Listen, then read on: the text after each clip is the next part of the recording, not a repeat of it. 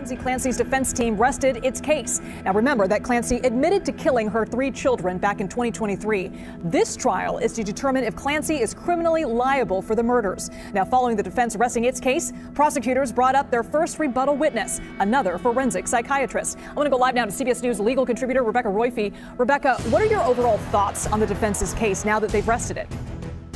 I think the defense did a really good job, especially ending with those medical experts who testified specifically that she was operating. Cleanup is underway across parts of the Northeast this morning. Powerful storms brought intense rain, flash floods, and possible tornadoes across the region. Oh my God, it's pulling everything. Oh my God, I can see debris flying. I would have the same reaction. This is video of a massive funnel cloud in the village of Atlantic Beach, New York. West to the East Coast, the hits just keep coming. Heavy rain and flooding reportedly doing some of the most damage. In Illinois and Ohio, scene after scene of submerged cars, with first responders having to rescue stranded drivers. Throughout the day Thursday, many of those systems moving east, bringing flooding from D.C. to New York. In New York City, some of that flood water draining down into subway stations. And on Long Island, a water spout coming ashore.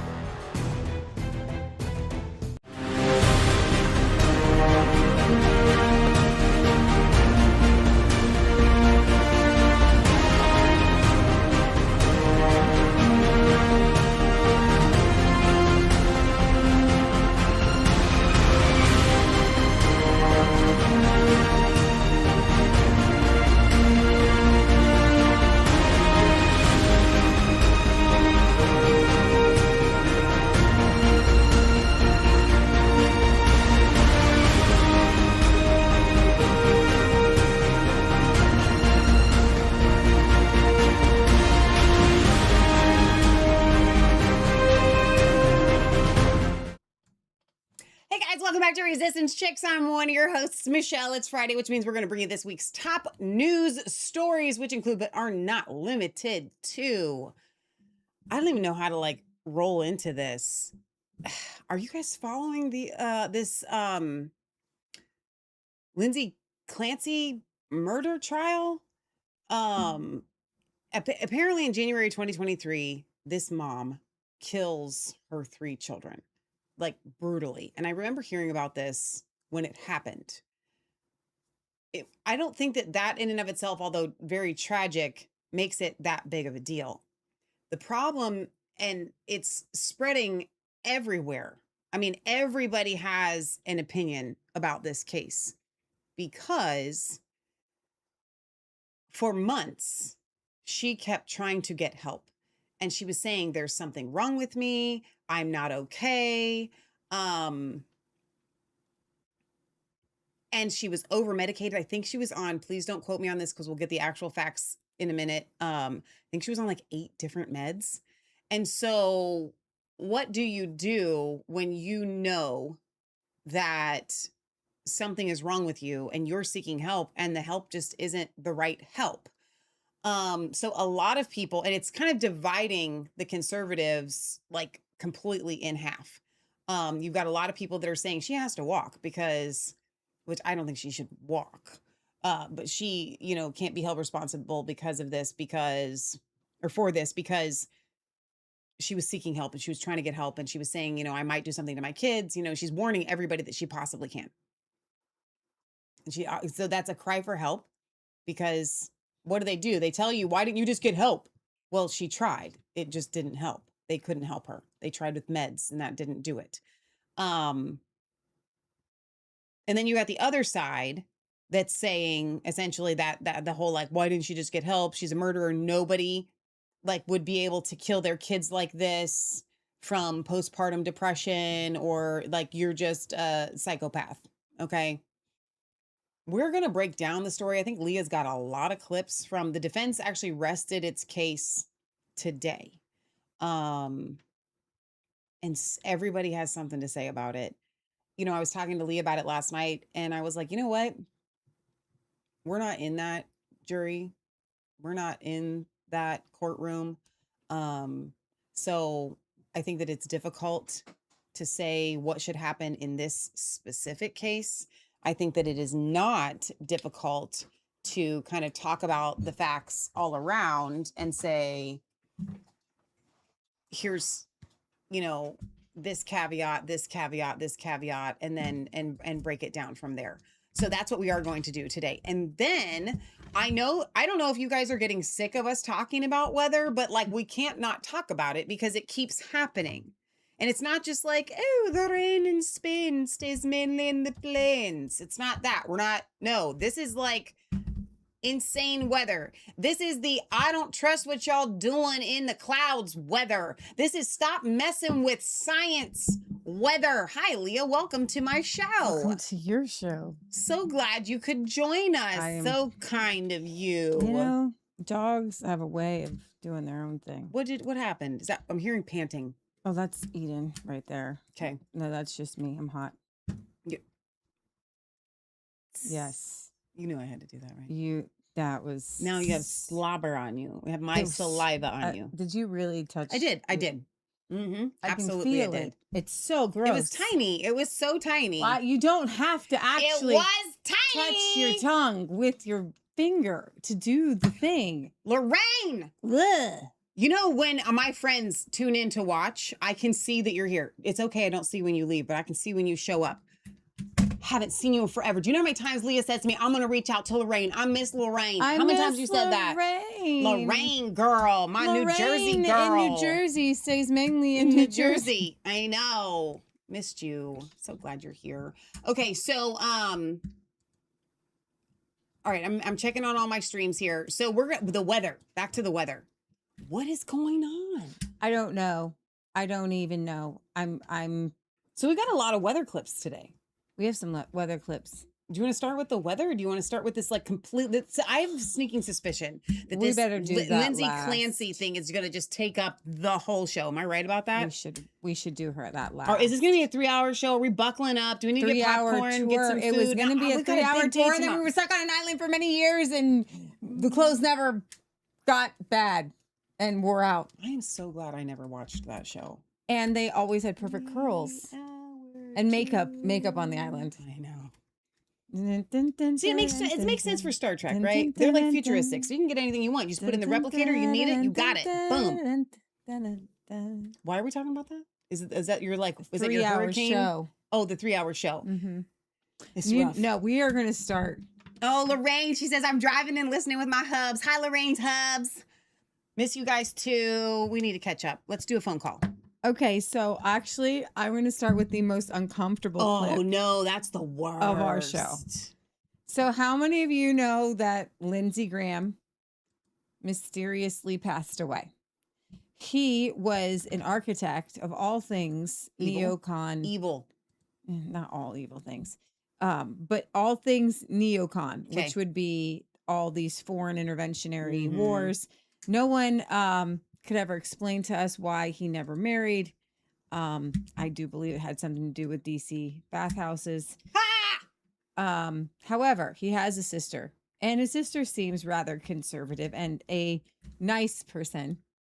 So Trump wanted to pick this nice person to fill his seat, his vacant seat that you can just appoint. He suggested it. And I guess the South Carolina governor appointed Lindsey Graham's sister to the seat for 6 months. I'm just so curious. Just help me out here, Leah, because I feel pretty strong in my American history and in my government, like my knowledge of the government. My understanding with our founding fathers and the construction of our government was that we didn't want to do like lords and ladies. Nepotism. No, well, not just that, but like what it, you know, keep it in the family. Royalty. We don't do royalty. Royalty. You know what I mean? You don't get a lordship that then passes on to your son. Well, tell that to everybody who keeps voting for Kennedy. No, but you're voting for that person. You don't get to just like, you don't. Crown someone king. Legit question because John Quincy ran. He ran for office. Yeah. She was appointed. Now she's running, and we're going to talk about that. But she was appointed. Okay. Let's get to this because regardless, she's got a 6-month stint here, and Trump decided that she should actually run. But she has zero qualifications to be appointed. It's just because she's his sister. We didn't know that. We didn't know that she didn't have the qualifications until today. until knew. yesterday. I knew she didn't have any political experience. Oh, you just knew out of the... I'm saying she had zero political experience. But You don't get we- to just be appointed because you're related to They somebody do that was it in all office. the time. No. That's how, serving up in Alaska. Stop She it. took her dad's seat and keeps winning.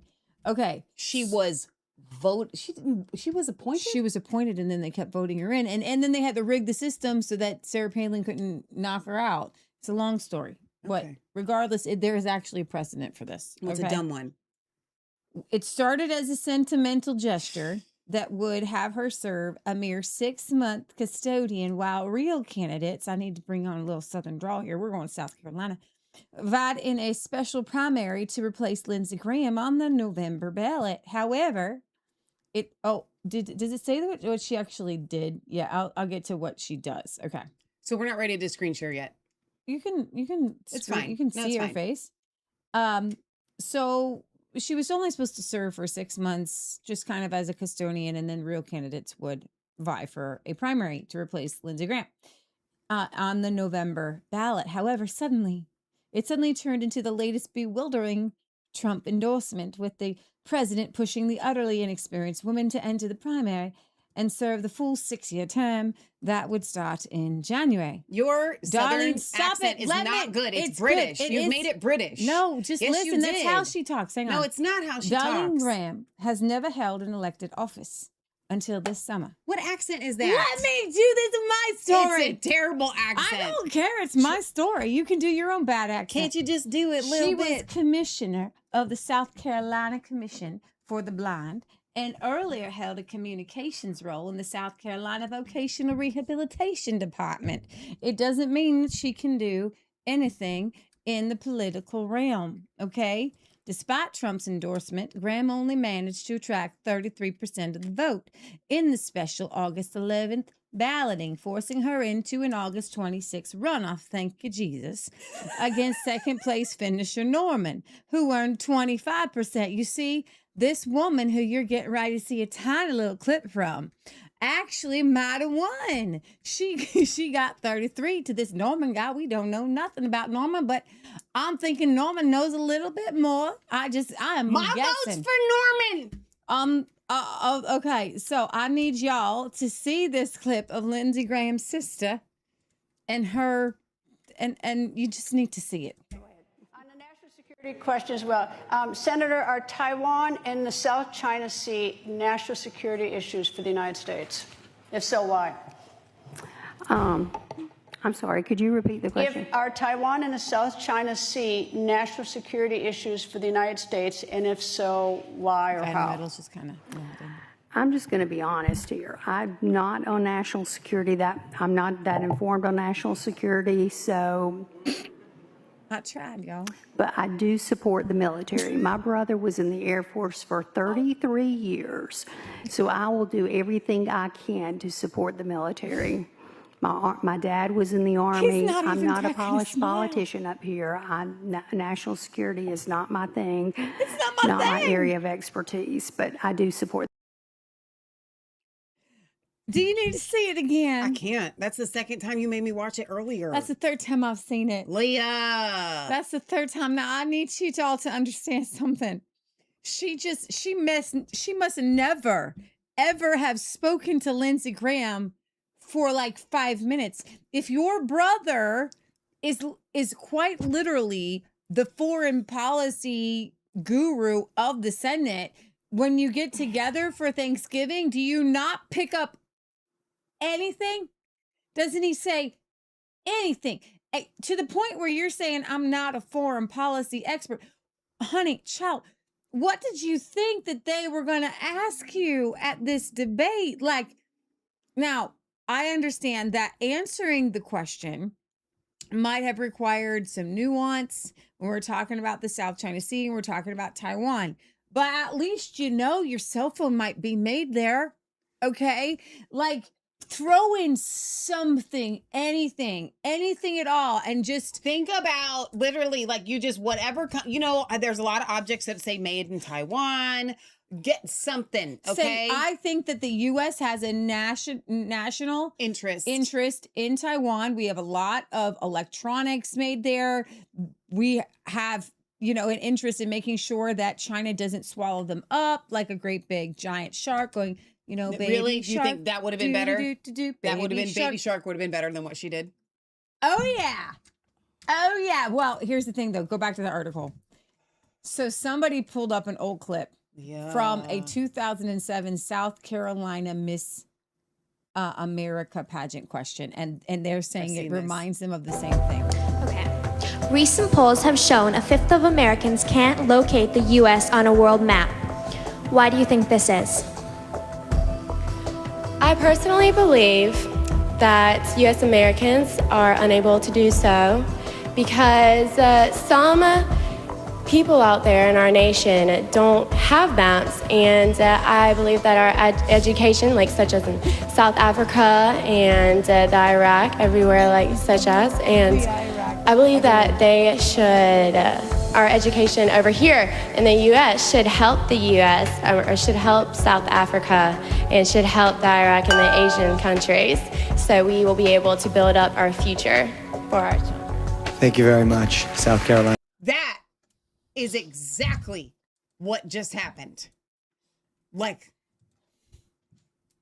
I will make sure that we support our military because my brother was in the military and then my dad was in the Army. Stop it. So I know things. I know, you know what I know?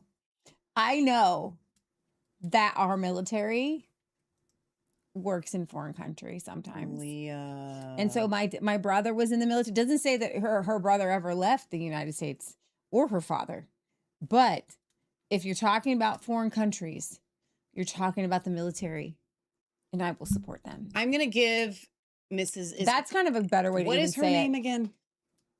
This the Graham sister? I don't even know her first name. We'll scroll up.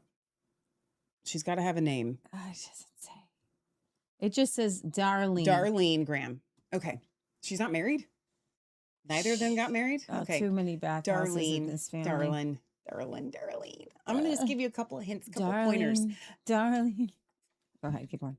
If you don't know, better than what you did, utilize what's been giving you and just take a guess. Don't say, here's the deal. That's not how, some people might admire her honesty. Just say that the United States has a strategic interest. The question was, do you think the United States has a strategic interest in Taiwan? Well, I think they said that there was a threat.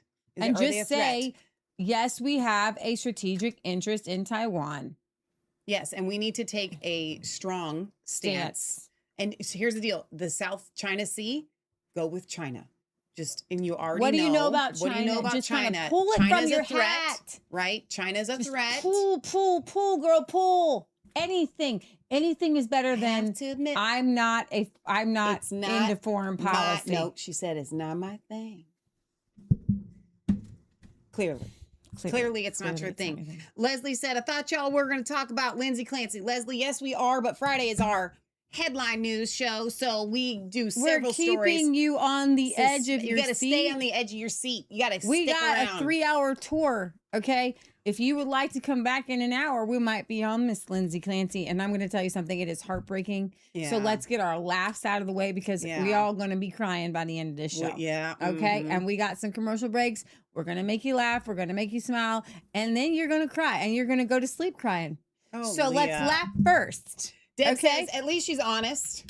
J.N. Polishek said, if you were following the Darlene Graham story from the very beginning, before they stalked the internet with fake background, there was absolutely no presence to prove she existed. Prior to this, Wicked Psych says, I don't even think they're related. All they care about is how much fundraising she can do and what donors she can bring to the table. Anyway. Okay, commercial break right from the get-go. Okay. Michelle, what do you think about this? This is a really cool idea. This is a cool idea. Using highway guardrails as a gutter for rain control on a gravel driveway. Okay. Oh, here we go. I found it. So these are highway guardrails, and we just dig them in and set them in there, and that's it. Love it. No longer have to drag this hill. Yeah, come on. At all.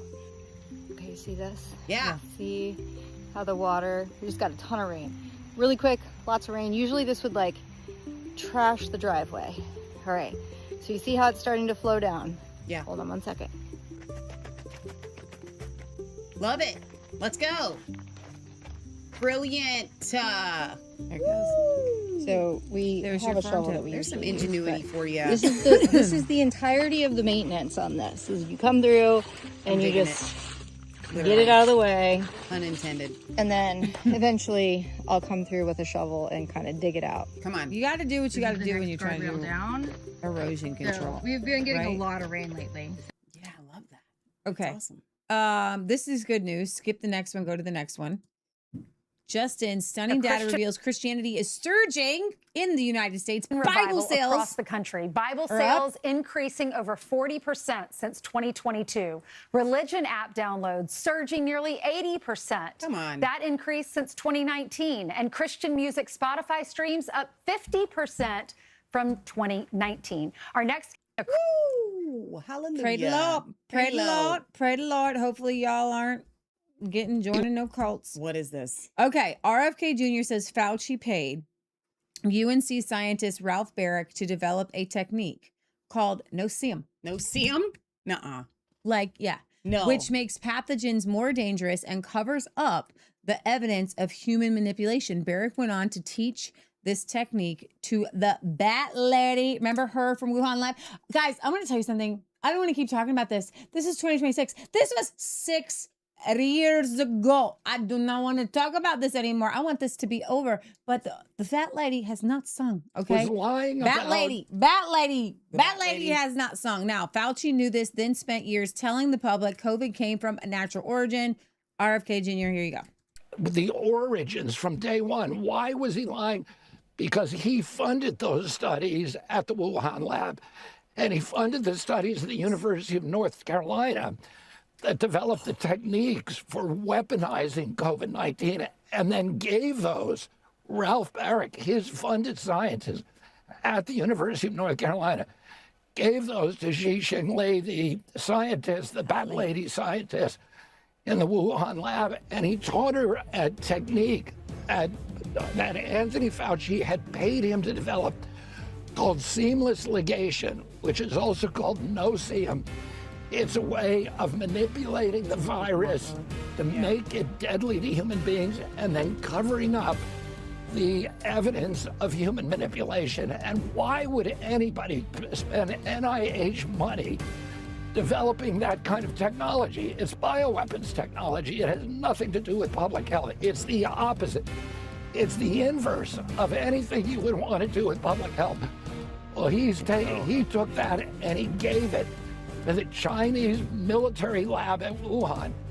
So these are, and as you mentioned at the beginning of this, we today, NIH, has now issued a policy to make sure these kind of experiments can never happen again, that NIH will never again pay for a dangerous gain-of-function experiment. Hopefully. I don't know. So they really tried to kick him off. They and did. He That just music kept going. was just bum, bum, ba-da-dum, Get bum. off, get off. We don't want to hear what you have to say.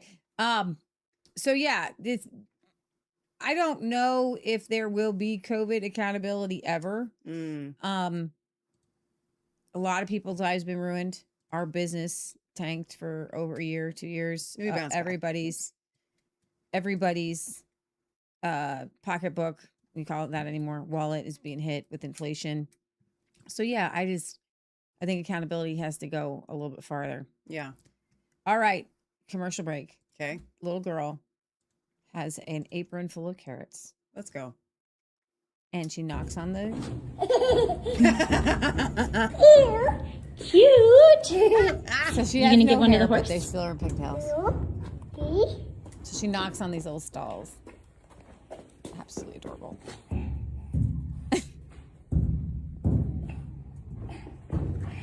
That's what you call knee-high to a grasshopper. She's going to eat it too. Hey, Can hey, I have... hey. Wait, Nope, no, nope, you're nope. eating my carrot. It's my carrot. Oh, wait, you can I'll have share it. I'll share it. He comes way down for her.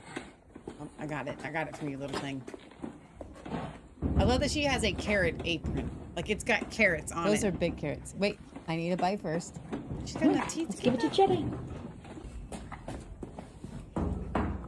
Stop it.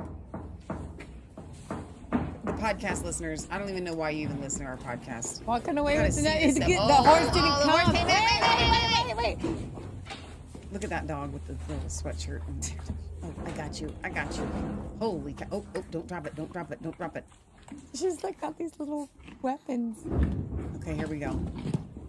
Here we go. You don't want it. Oh, he's ready. He's not even messing around. Oh, faked out. Faked out, Leah. That horse better get his carrot. He's like, dude, I'm here. I'm here. Little thing. Come here. Come here. Here. I'm going to reach it.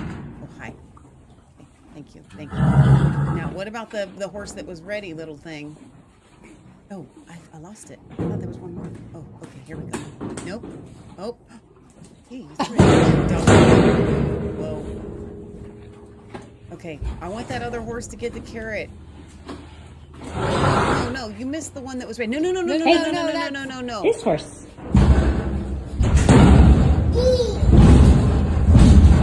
Right here.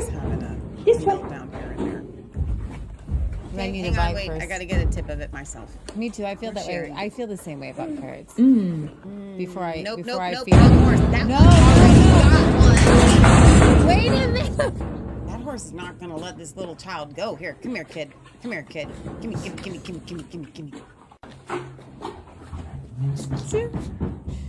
She's gonna eat all the carrots. Would you forget? This one? Okay, let's give it to that one. Okay, here I come. We're ready. That's a little high up. There we go. That's a big horse. Okay. Okay, we got an extra carrot. Last one. Oh, we have another horse? What was it, 6? I Come love on, that these horses Stella. are ready. Like, come here, little thing. I'm ready to take this carrot from you. Take your finger off. Oh, look at that. So sweet. Those are so big. Okay, No so more. that Good was job. adorable. That All was right. really fun. So in Dearborn, Michigan is the Sharia capital of America. Yeah. They have a Sharia crazy mayor and a bunch of Muslims that want to take over the world. And this guy comes in and gives this like Christian crusader type speech, and I'm here for it. Listening to you guys come up here, you guys want to talk about how you're being honest and you're speaking from the heart. Not one of you people that come here and speak without a freaking script in your hands, word for word reading it. You got a mayor that tells an American citizen that he cannot be welcome in Dearborn, Michigan if he doesn't want a damn terrorist on the name of a street. You got members on the board over there laughing at American citizens when they're concerned about Sharia law and the Muslims that are telling us we're going to take over your city. We have Hassan Plaker saying we're going to do things to your women. And we're saying, oh, this is peaceful? That you people came here to give us peace? You guys came here to conquer us. This is the Crusades all over again. You're going to think you're going to take this country without firing a shot? How about this? How about the American citizens say, no, you're not going to do this. That's right. We're going to stand up. We're going to tell you, everybody here, from felons to normal people, Bible thumpers, little grannies everywhere. Tell this Muslim invasion you're not going to happen in the United States of America, not while Christian crusaders are standing here blocking you. And that's all I got to say. God bless you. So this is what I love. He's all tatted up, right? He says, everybody from felons to normal people to little grannies. This is the Christian Crusades. And we're not going to let you do this. Our Christian country, us felons and the normies and the grannies. We're all uniting. And the guy filming says, amen. God bless us all. Leslie said, I'm in Michigan and 6 hours from Dearborn. It's a scary thought to think that they do want to conquer us. They it's do. A slow fade. We need to pray. We are praying, God, please set Michigan free in the name of Jesus. Okay, this was really sad. It's a little disturbing. Atlanta cops bust into windowless trailer to rescue 2 kidnapped girls. Somebody, I don't know what happened, like who heard like a noise. Hey, we got bolt cutters. We got bolt cutters. Yeah. It's not like a trailer park trailer. Right. Come on, D. There we go. 1, 2. Yeah. All right, come back. Contact. Show me your hands. Hands. Kids. Female to the far left. Where? Do not move. Hey, ma'am, call out to us. Keisha. Cover that door. Stanton's got it. They don't know who's in Listen. We're trying. Hey. Listen, Keisha. Hands up. Put your hands up. Stand up. Yeah, Do me but a they're favor. yelling. Let's It's go. like, oh my gosh, you shouldn't be yelling at children, but they don't know there's somebody else in there. You're all right. Here. Come on, baby. You good? He's good. I got it. What's the rest of the story? Okay, get up. I'm get up. I'm getting on. I got her other hand. I'm trying to. Can I get up? My legs stuck. My legs are stuck. That's why I'm asking you. All right. Okay, so you can close that out, but then you can click on the link, okay? But it is New York Post. You're gonna get a lot of ads. New York Post is the worst. Yeah, I'm not so sharing that. dramatic body cam shows cops rescuing young girls allegedly snatched by fake babysitter. So, rescuing 2 young girls from a trailer unsuitable for human habitation after they were allegedly kidnapped by a woman posing as a babysitter. So the black woman is the babysitter? 5 years after she was accused of snatching a newborn. Zola Cooper, 4, and her 11-month-old sister, Nora Cooper, were rescued Monday, a day after they were reported critically missing by their mom. And the police deemed the girls to be in extreme danger. The girls had been picked up Saturday night by Lakeisha Brown with the mom, unaware that the fake babysitter is awaiting trial for kidnapping a 4-day-old newborn in 2021. We'd have to have swifter justice than that. Brown used a mom's group on social media to befriend Redding over a year, describing herself as part of a support system that assisted mothers with babysitting and related services. It is the identical tactic she used 5 years ago to take a newborn from his mom. Brown posed as a babysitter through social media group and gained the trust of unsuspecting mothers before kidnapping their children. The alarm was raised when Brown failed to drop them back off as expected, with the suspect initially telling the mom her daughters had been in a car accident. No. The mother thought she was leaving her children in the care of someone she could trust. The girls were reported missing. And how did they had find an them in the Amber Alert there, trailer? and then cops received a tip-off on Monday and swooped on an apartment complex where they heard a baby wailing from this windowless trailer in 97 degrees heat. No. One officer used bolt cutters to break into the trailer, which cops described as unsuitable for human habitations, before the girls were brought to safety. Nora, who was wearing diapers, was brought out of the trailer first, and then Zola. Brown was also found inside the trailer. This is what is insane. So she's obviously working with somebody, because she is not a magician. She was locked in that trailer in 97 degrees. So there's got to be somebody else. There's got to be more to this story. Oh my! It's locked from the outside. Are you going to be able to follow this story? Because now I need to know. I don't know. But God, thank you for rescuing those kids. Amen. Jeez, absolutely insanity. Wow. Absolutely insanity. Okay, next one. Okay. This is a commercial break. Okay. So, when you have bird feeders, you will have squirrels. Wait, let me close this one. And here. it is a battle to try to feed the squirrels, or feed the birds, but not the squirrels. Sure. Okay. So here's the bird feeder. It's out in the open, and so that should be just for birds. No, no. That is one dizzy and determined. It's almost like a Cirque du Soleil. Oh my gosh! Cirque no du Soleil squirrels out. Watch it again. Watch it again. Ready? On your mark. Get set. We are Cirque du Soleil ourselves in the backyard, guys. If you don't need to go, you don't need to spend $100 a ticket. No, you can have Cirque du Soleil. Gosh, you get another bird feeder, is hanging and they'll just go from feeder to feeder. He deserves that bird seed. After that, yeah. 100%. Okay. Well, I'm not sure when to go to weather, but here we go. We're going to weather now. This is devastation through. This is in Hawaii after the rain. Stop it. Let me get the numbers on the rain. It was the hurricane kind of went over them. It wasn't hurricane damage. It was flooding damage. How much rain did? So for the podcast listeners, this is rocks. Gigantic rocks. Are you seeing these rocks, Leah? Yeah. How does water move all of those rocks? 3 feet of rain. That's what it is. It's 3 feet of rain. 3 feet.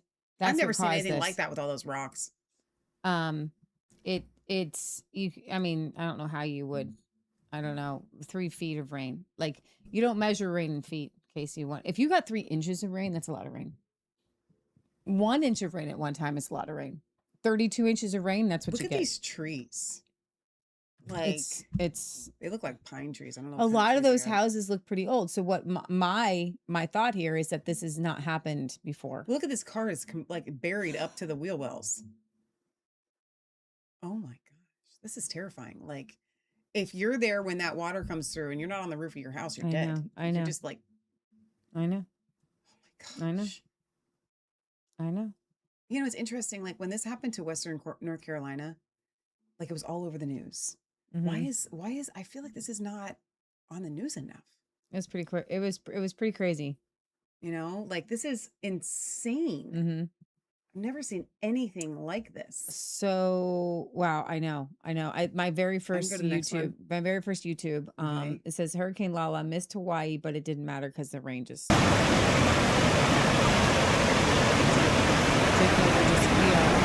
the commentary. Here's the commentary. I think it's Layla. No, but you run from water, and this is why. I didn't like this Christmas tree. I was thinking of it all night. Yeah, I didn't like the Christmas tree. I was kind of worried that it might come down, and sure enough did. But now I'm happy that it didn't hurt anybody, and now I don't have to worry about it.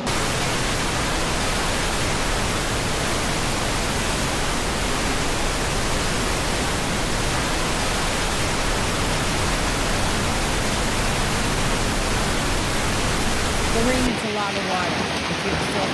So, you know when the Bible talks about God being like a mighty rushing river? Woo!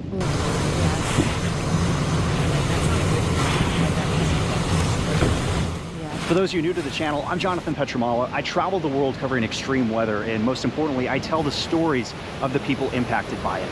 This video, though, is going to be a little different. I'm going to let the images of what Hurricane Lala did as it passed by the Big Island tell the story for themselves.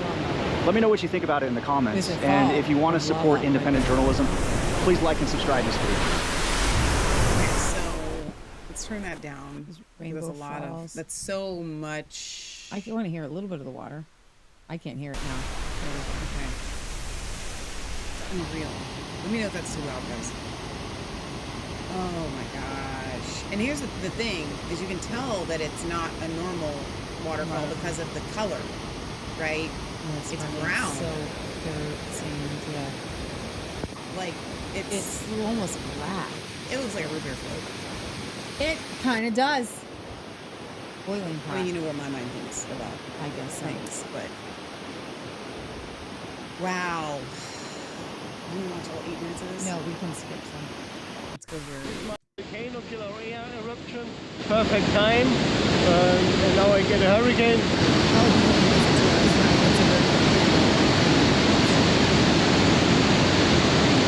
Yeah, just the albizia trees. Yeah, soft wood, high, big canopies, a lot of surface area. Those fall, they cause a lot of damage.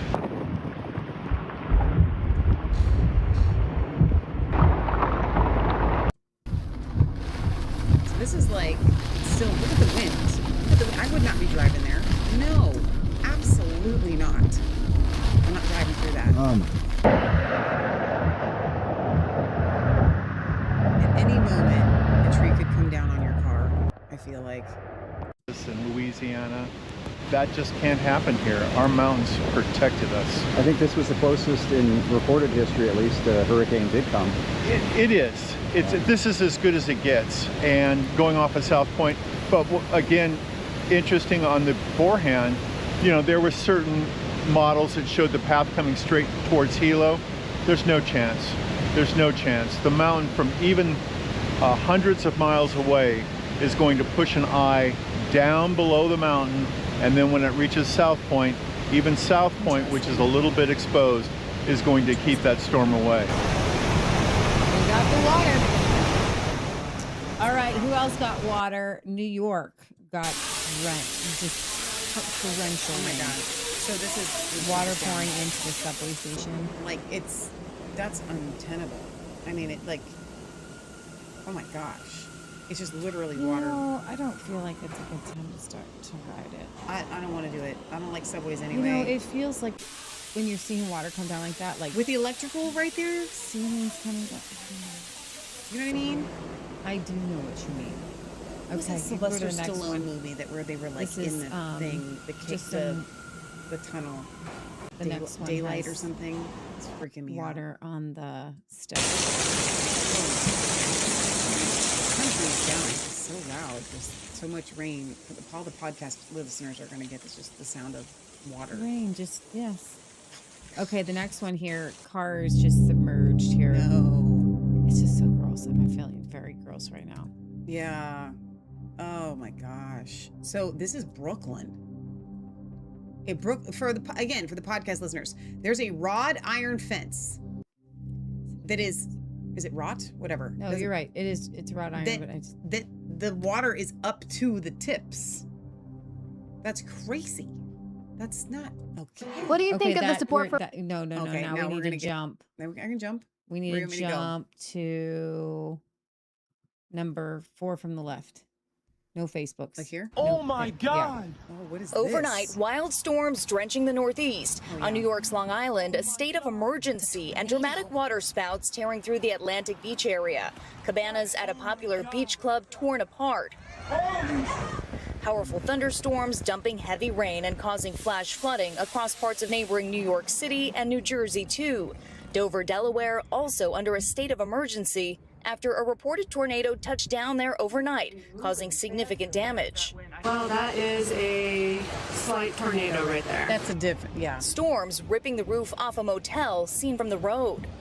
Multiple tornadoes in Graves County, Kentucky, crumpling this giant grain bin and knocking over a gas station canopy. Yep, just hit me and that'll make it better. High winds splintering trees and damaging this high school in Columbia, Pennsylvania. While multiple counties in central Ohio are drying out after getting soaked Thursday with nearly 4 inches of rain. If you didn't get hit last week, you the got hit this week. downpours flooding neighborhoods, submerging parks and cars. The flood, all this. I can't even see my basement. In other parts of the country, people looking for ways to beat the oppressive heat. Out west, temperatures soaring into the 90s. The Poudre School District in Colorado dismissing students 2 hours early because they don't have air conditioning in stifling classrooms. The National Weather Service will send teams Somebody's here today hitting to all the survey buttons. all of this damage You to hot, see if they you can confirm cold, that a you tornado wet, you did dry. in fact touch down. And guys, safe to say this beach club will remain temporarily closed. Savannah. All right, Valerie, thank you. So much rain, so many storms. That sets us up for Dylan Dreyer. She's in for Alice. Check the next, the next one. Oh my God! This is the same Okay, one. so then go to the Facebook. No, Facebooks. I don't think. To the weather now, and a line of potentially damaging storms slamming the mid-Atlantic at this hour after downpours triggered dozens of flash floods earlier in Ohio. Lonnie Quinn from CBS New York tracking it all. Fierce rain swamped central Ohio. About 7 inches of rain fell overnight, triggering flash floods and dozens of water rescues this morning. Surging water submerged homes and cars. Several motorists were also rescued as floodwaters just overwhelmed the roadways. Oh my God. This video from Zanesville shows water taking over a bridge, cutting off access to the road. Wow. God bless you guys. 2 people were rescued from a homeless encampment in Columbus after rising water flooded the camp. 5 other people are still missing. This all comes from that storm that pounded Illinois overnight. Several cars were seen stuck in high water. In Kansas and Nebraska, the intense rain took many people by surprise, quickly flooding low-lying roads. The wind-driven storm also knocked down utility lines and tree limbs. Power lines down, branches everywhere, debris everywhere, so you can't get in and out. Well, that storm system I just showed you in the Midwest is right on top of New York City right now. In fact, New York City, under heavy rain, has a flash flood warning that stays in effect for for 2 more hours. If you take a look at the maps, here's the situation. We have an area lit up in south. Okay, so let's go back over here to like the second Twitter from the Nope. The one next to it. Come back to that one. It's yeah. So this is New York again. I'm sorry, this is so loud, guys. Literally underwater. Oh my gosh. I don't even understand this. Like, I can't wrap my brain around that. And the car's like stuck in it. Yeah. Shoot. Yep. I hope your insurance covers that. You don't have comprehensive, you're in trouble. So the next one is a tornado that whipped through Dover, Delaware on Thursday evening. No. Just last night. Get out. Yeah. You don't think of tornadoes in Delaware. Oh, shoot. So oh my gosh. Oh my gosh. Oh my gosh. And then I'm just thinking to myself now, it's me and how good is the glass on the car? You know? And I duck and cover. Stop it. Like Duck this is when they teach you cover. to find an overpass or something. Duck and cover. And why are you still waiting moving forward? I don't know. Like, how long is this video? I don't. Okay. Yeah. Wow. You got another Absolutely insane weather. Commercial break. one? Okay. Okay. There's a mama bear Yeah. on a little creek on a log. Yeah. Okay. Going back over the log. Hey, jumping up. Oh, look at baby bears. This is a baby bear. Oh, there's 3 of them. Oh my gosh. That's so cute. Oh, I love it. Hey, guys. Hey, guys. One almost fell. Stop it. Oh, come on, Leah. That's so cute. I know. Okay, this one is my favorite one of the week. You ready? Yes. You showed me this already. Little cattle dog and a cat on its hind legs. Cat's trying to play with the dog. Dog just pushes the cat over. Oh my gosh. We're watching that again. Is the cat trying to play with the dog? Yes. Hey, watch me. Okay, That's skip the awesome. next one. Okay. We did that We did one. the gutters. Oh, this one's really sad and gross. What's this one? Did we watch this one? Okay, we did this one yeah, already. yeah. Close that. So Matt Van Swall. there is At least 8 women. this guy. No. This monster has been on the loose. You're freaking me out. Yeah, hang on. I'm gonna get the details on this before. Well, how about we just let her say it? Let's just listen. Men over the I'm gonna span play of it. 30 years is now accused of sexual assaults in a 3rd metro Atlanta county. We've mapped out all 3 of those counties for you here: Douglas, Cobb. Well, and I now want to. So there's Paulding. this serial rapist, and they think that they found as many as 25 victims. No. And they finally found this guy. He would film his victims. And that's where Channel 2's Tom Jones joins us live. Tom, you spoke with a woman who knows the suspect and says these new charges are long overdue. Karen Amber Jones says this should have happened a long time ago, but she's relieved it's happening now. Meantime, deputies here wonder if there are more victims in this county. I talked to people in this county, and they say it's scary knowing a suspected serial rapist was roaming their community. Oh, I cannot believe this. You don't like hearing this? No, I don't. People who live in Paulding County are stunned that investigators now say a suspected serial rapist in Douglas County and Cobb County has attacked a woman here as well. He needs to be put in jail, for sure. Yeah. And not get out. Bobby Lee Hart Jr. is in jail. This all began when the Douglas County District Attorney announced Hart had been arrested in 2025, accused of attacking women for more than 30 years. Hart is a suspect in multiple sexual assaults dating back to the early 1990s in the West Georgia region. A grand jury indicted Hart in 7 assaults. Then a grand jury in Cobb County indicted him for another attack. Now Paulding County is set to announce details of another assault. Amber Jones says Hart would come into her job and hit on women and call them names when they refused his advances. She says he would also show up at parks pursuing women at Little League games. I asked Jones what took so long for alleged victims to come forward. I think it was people were scared. I really genuinely think people were scared. With so many women coming forward now, some say fear is no longer a concern. I'm glad the victims are finally coming forward. And Hart is being held in the Cobb County Jail. Oh, wow. So this guy, he is called the West Georgia Monster, who has been essaying women and filming it in Metro Atlanta for 30 years. He's finally been arrested. He trapped them in his car, rigged the lock so they couldn't escape, and filmed every assault. And he walked free every time. Prosecutors say Hart is a serial SA whose attacks stretch from 1996 all the way to 2022. He has been arrested multiple times for stalking and harassing women.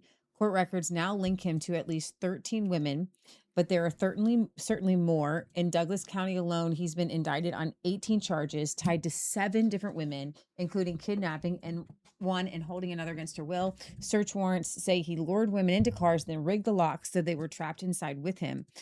And how do they find him? DNA, a cold case essay from 2006 sat unsolved for 19 years until National DNA Database matched it to Hart days after his arrest. One by one, the cold cases started falling. There's now a private group of survivors, nearly 400 members strong. What? Yes, 400 How does strong. this guy get away with it? How did he walk every time? I don't understand. Ridiculous that it took 30 years to catch him, for sure. Punished the judges who kept releasing this guy so quickly. And this is the result of the Alfred Kinsey just absolutely diabolical move to go from state to state to state and to say that women are not affected by rape and children are not affected by being assaulted. That's the legacy of Alfred Kinsey. And now we have what's called the Model Penal Code, which gives slaps on the wrist to these guys. Well, you know, what I find so disturbing is that, unfortunately, in America, all you hear about is the men that say any woman can just accuse you of rape, and all these women, yada yada yada yada yada.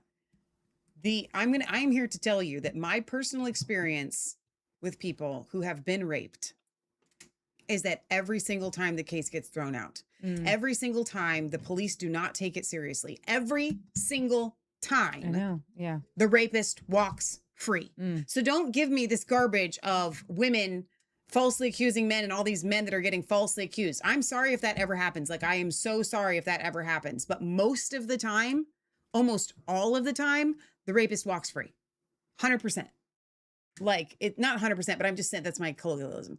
Like, it's ridiculous how much. I mean, the one story that we knew of, the girl tried to. I think Michelle is referring to two very specific stories where the police would not do anything. But then we've covered stories over the years where the police don't do anything. Like when it happens and then the victim says, can you go and go to where it happened and collect evidence? And they don't. They don't do anything. They don't ask questions. They don't investigate. Yeah. All right. So this next one here is before and after photos, shows the devastation of the hurricane. Your Lala is a ridiculous name for a hurricane, by the way. But that's absolutely insane. No way. Oh, wow. That's awful. Yeah. Shoot.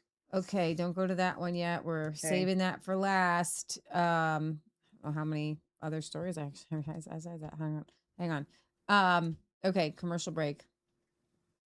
There's a couple commercial breaks I have in here.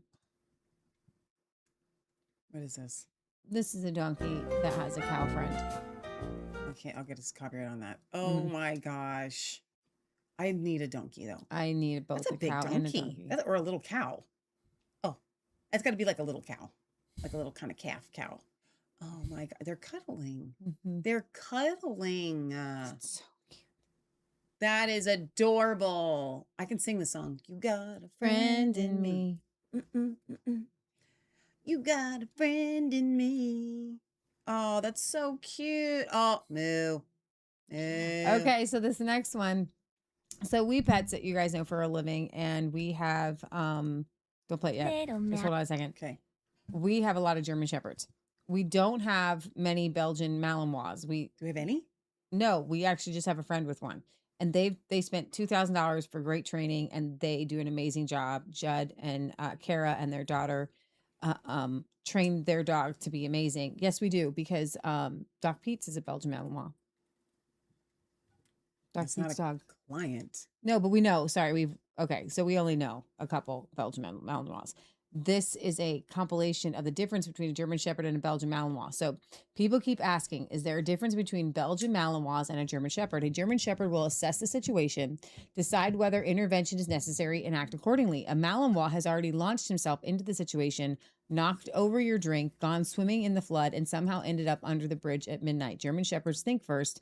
Malinois wake up every morning and choose chaos. Pretty little Malinois, you've got that gator's jaw. Do you want me to Holy shit. No. Echo, what are you doing? Echo, easy. Echo, Echo, Echo, Echo. Ready? Oh, she's so loud. He's pulled his pants off. Bye-bye, pants.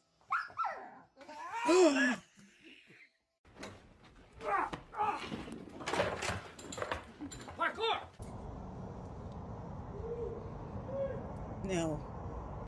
Speak. Speak. How about I just knock you out? That's quite.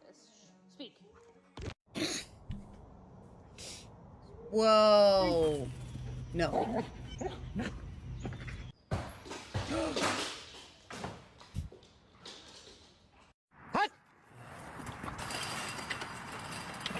So, I built him his new cage. And I'm out. All right, so here's the thing, guys. You don't, I've never, what?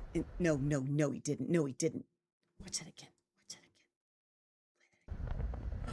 They need a job. That's they gotta need be a job. AI. No way. Okay, I am here to tell you that none of you, no one on planet Earth needs one of those dogs.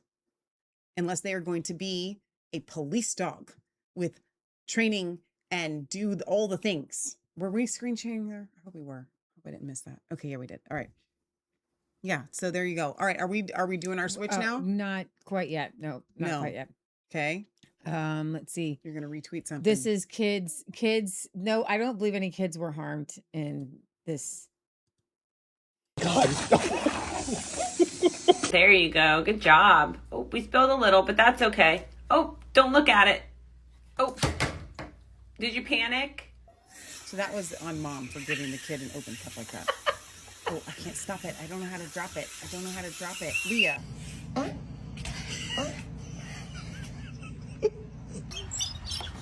Wow, that's impressive, but also looks very dangerous. A mom should be there. Somebody should be there. Watch okay, it. no. Oh, that was poor. Oh my God. I'm on. Oops, missed the chair. So it happens to me. It happens to all of us. It's hard. Oh. Okay, mom and dad weren't there to help for that either. No, shouldn't have been given the cup like that. Oh, let me just pour it out. It's better to pour it out than break the cup. Oh, wow. Parkour. 1, 2, 3. Oh! Do you want some tortilla chips? Leah, this is America's Funniest Home Videos. This is terrible. Oh, wow. Oh, Leah. Oh, that was not the kid's fault. Oh, shoot.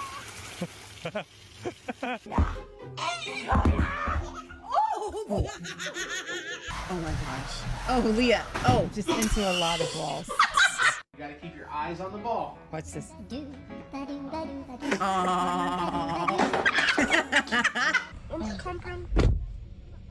Oh, wait. No. Oh. Okay. Yeah. Oh. That one was the last one. Oh, that one hurt that my looked bum. terrible. Yeah. Oh, Leah. And my head hit the wall. Why are we watching this? Oh. That was awful. Some of them do those some of them again. was a little painful, but some of them were hilarious. That was to really me. bad. What is this? Okay. So this is, have you seen this? Yes. Do we play it? Sure, why not? Is So there a this curse dad, word in there? no, not with the dad. So he lies. He makes up all these things about himself to On see purpose. to see how his daughter is a fake interview. but Right, yeah. She thinks it's real. Yeah. So you wanted some background? Like I dress like this every day. I get up at 4 a.m. Every morning. I go for a run. And then I run for about 12 miles. And then I come back. I make sure the house is all clean and tidy. I do all the dishes. I wash.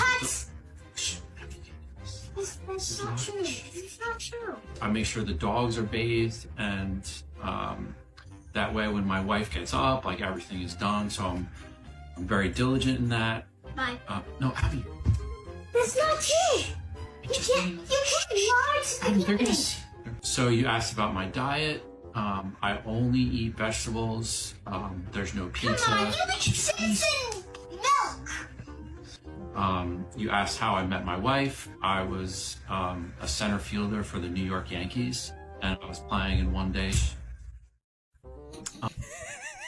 I love that daughter. She's the greatest. Honest, Go Dad, get him, you little are girl. lying. You are lying. I love that. I've seen that a couple times. You know, I do. Speaking of lying. Yeah, I'm going to skip this one. I don't Okay. want to do this one. Are we ready to I go can't to do the, Jeff the Bezos. thing? Hang on. Not Okay. quite Okay. yet. We're keeping you guys on the edge of your seat. I don't know why I opened that one up. Should I read some comments? It's been a minute. Yes, go ahead. All right. Okay. I love the donkey and the cow, says 8-Ball. Let's see. Wicked Sykes says, if I remember correctly, a lot of the Drainage Act is from the 1800s. They tried to sink the U.S. Liberty and blame Egypt for it, but they did not succeed, says 7 Ange. 8-Ball says, I love it. And Wicked Psych wants to know, didn't somebody destroy those Guidestones a while back, the Georgia Guidestones? You guys are having a conversation about the Georgia Guidestones. What? They are gone now. Really? Let's see. Gio says, happens almost every El Nino. Expect a very wet winter. Dale says, don't they call hurricanes typhoons out west in the Pacific? Nobody says typhoon anymore, Dale. When I was a kid, I thought that word was going to be used a lot more in my life when I was taught it. I have only heard that word a handful of times in 10 years of Resistance Chicks. I really thought when I was a kid that typhoon was going to be used a lot more. Didn't you? Maybe. When you were taught it? Maybe. Like, I thought there was going to be a lot more typhoons, but apparently no. Yeah, a typhoon. Oh, that's tycoon. We don't use that one either. Tycoon.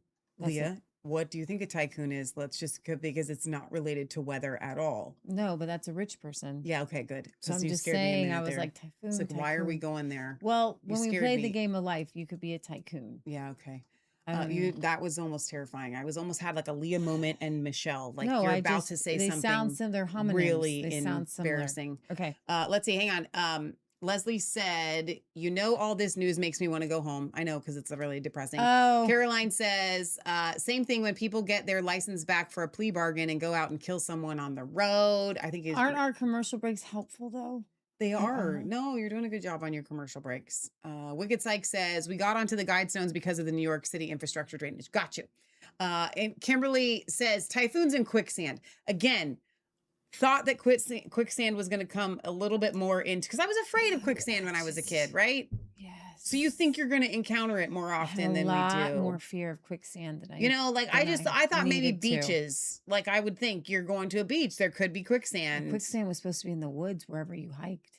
And ROUSs? Like in the Princess Bride, yeah. Yeah, rodents of unusual size. You needed to always have a stick ready, a big long one. Yeah, exactly. Okay, so another sad story. I'm sorry, but it does silver lining. I don't know.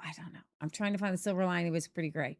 ICE arrests 5 suspected child predators in an undercover operation. Okay. That sounds good. Immigration and Customs Enforcement arrested 5 suspected child predators during an operation in Omaha, Nebraska between August 12th and the 14th. The undercover operation was carried out by ICE's Homeland Security investigators in Omaha, together with state and local partners. Among the 5 arrested and charged, 3 had prior convictions for sexual crimes against children and were also listed on sex offender registries. If convicted of the new charges, these 3 individuals could face enhanced penalties, likely adding 10 more years to any sentence. I hope why can't we just lock away any child predator away forever? Like, this does not make sense. I am for full castration. Like, you know what I'm saying? I forget, like, the locking them up is important. Yeah. But if you take away their most prized possession, gone. Yeah. So this is what is bothering me. Okay. It should be good, but it's not. That there would be this many. More than 5,000 child predators and human traffickers have been arrested since Trump took office in January of 2025. That also sounds good. Yay, but that sounds scary. That there's 5,000. Yes. Because if you multiply that times 10 victims, they're arrested. Or 100 victims. Okay, but they've been arrested. Yeah, but we don't know what what's about the happened. rest? So Trump has backed law enforcement agencies, empowered the FBI. That's good. In its recent statement, I said that one of the arrested individuals, Brian Daddy, 48, a U.S. citizen, has been listed in Nebraska's sex offender registry for a 2023 conviction for enticing a 9-year-old girl. The person was also arrested in January this year on new charges alleging of grooming and enticing a 13-year-old girl. So 2023, he's out on bail. This year, he's out on bail. And now he's arrested in another sting. Another individual, a 39-year-old Mexican and lawful permanent resident. Stop it. Is currently on the sex offender registry for a 2010 conviction and linked to assaulting a 15-year-old girl. Excusez-moi. Why is anybody given legal permanent residency as any foreigner with there should be no foreigners on the sex offender registry. Can we get an amen? Can we just have a consensus that you get deported, that you don't get to be a lawful citizen and be a sex offender? You ain't got to go home. But you can't stay here. Come on. A third individual, an American citizen, is also a sex offender registry for conviction related to assaulting a 13-year-old. No. They're all already on there. Hang 'em high. According to data from the National Center for Missing and Exploited Children, it received more than 113,500 reports of potential child sex trafficking last year, a 323% increase from 2024. Wait. Stop. Here's my question on that. That's what I'm wondering. 5,000 arrests and you have 13,500 reports. Do you have enough manpower? We got a problem. Could you repeat that number one more time? Read it slowly. 113,000. Thank you, because that's 100,000 more than what you just said. Yeah. So wait a minute. 113,500. 113,500. Are they trying to tell us that the reports are getting to them better?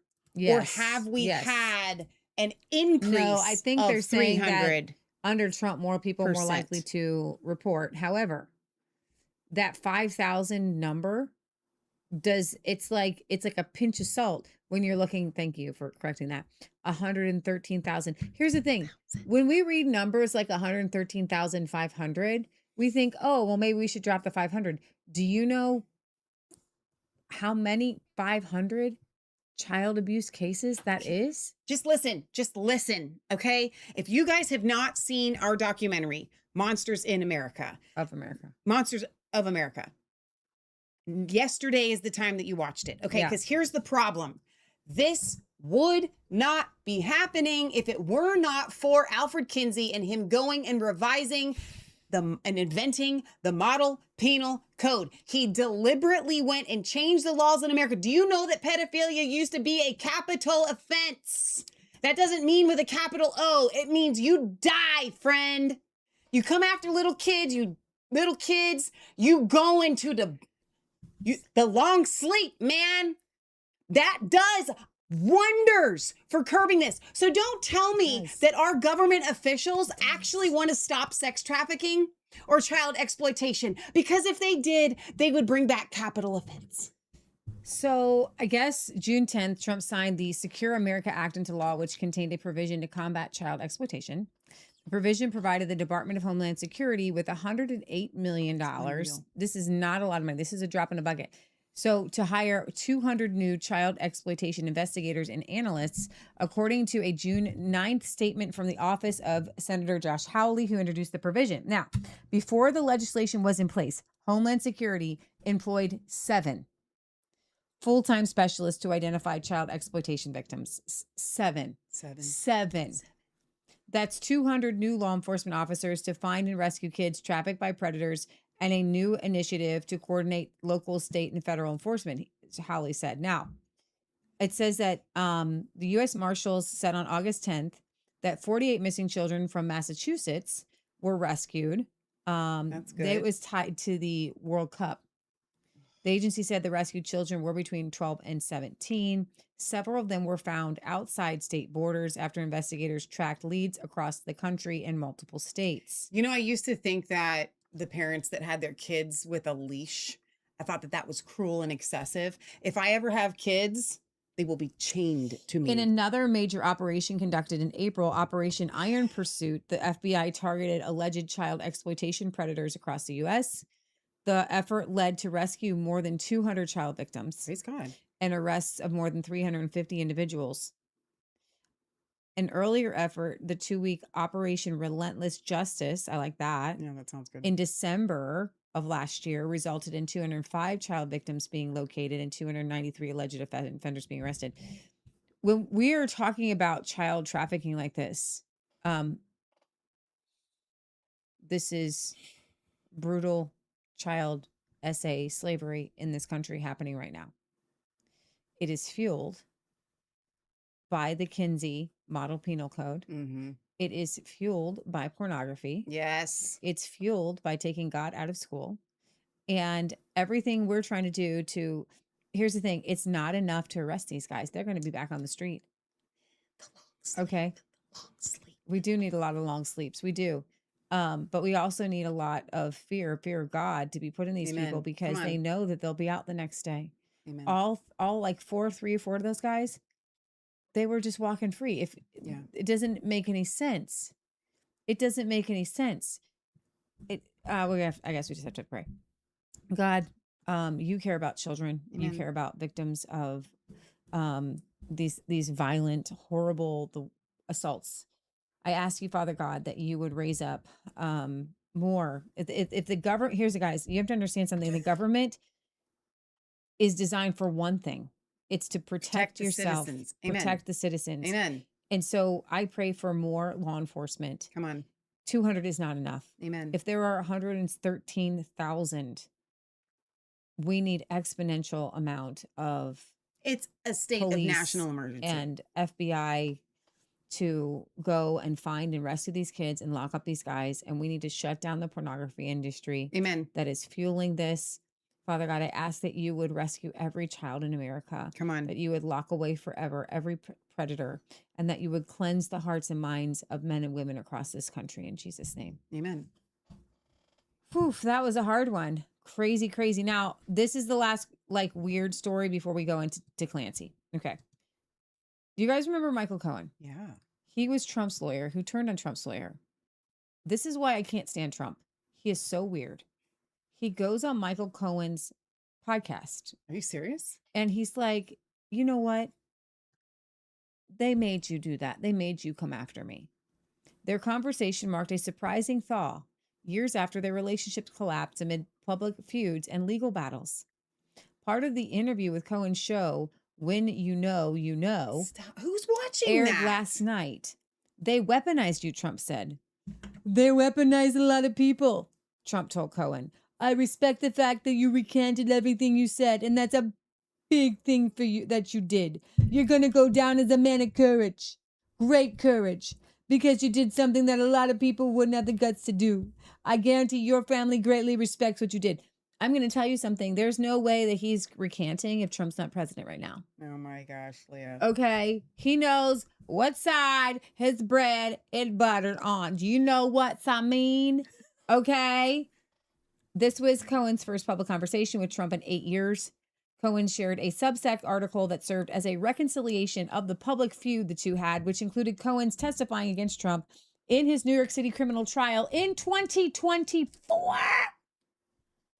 Cohen served as one of the Manhattan District Attorney's Office star witnesses, alleging the president was involved in a plan to pay off Stormy Daniels. 8 years of silence, hundreds of thousands of headlines, 15 years of history fractured in an instant, and somehow, against almost every expectation, here we are, Cohen wrote. Ever since he announced that Trump would appear on his show, Cohen stated that the inbox became a digital battlefield.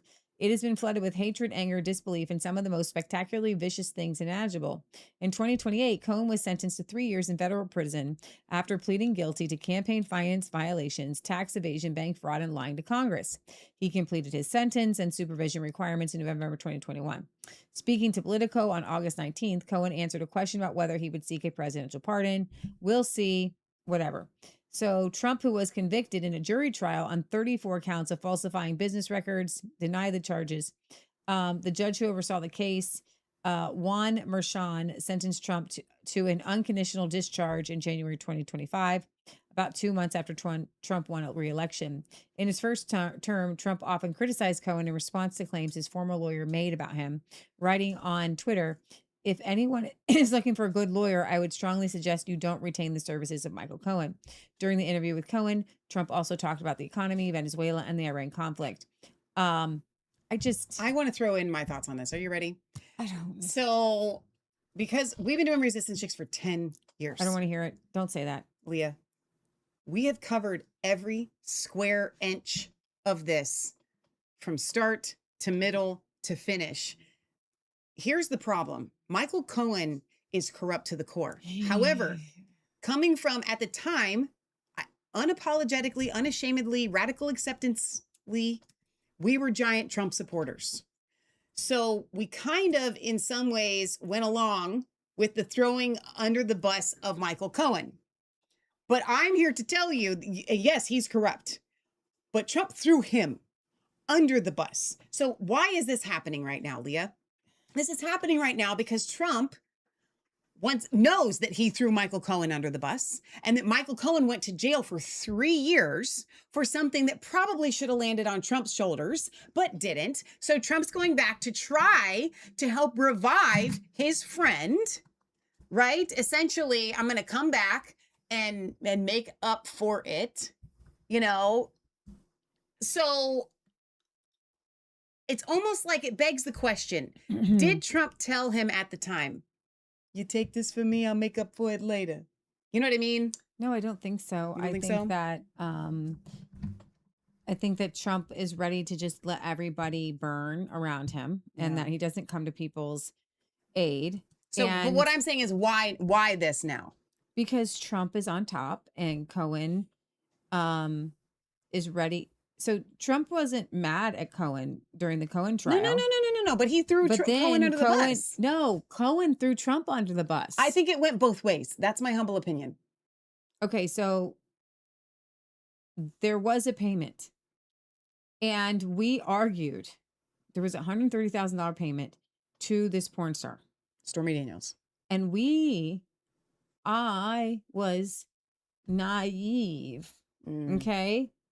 Because somehow in the midst of this Trump's awesome gala, no one really stopped to ask, did Trump sleep with and pick out Stormy Daniels as a porn star to have sex with her while he is married to Melania Trump, while she had just had, or was pregnant with, or just had Barron. The truth is he did. I know.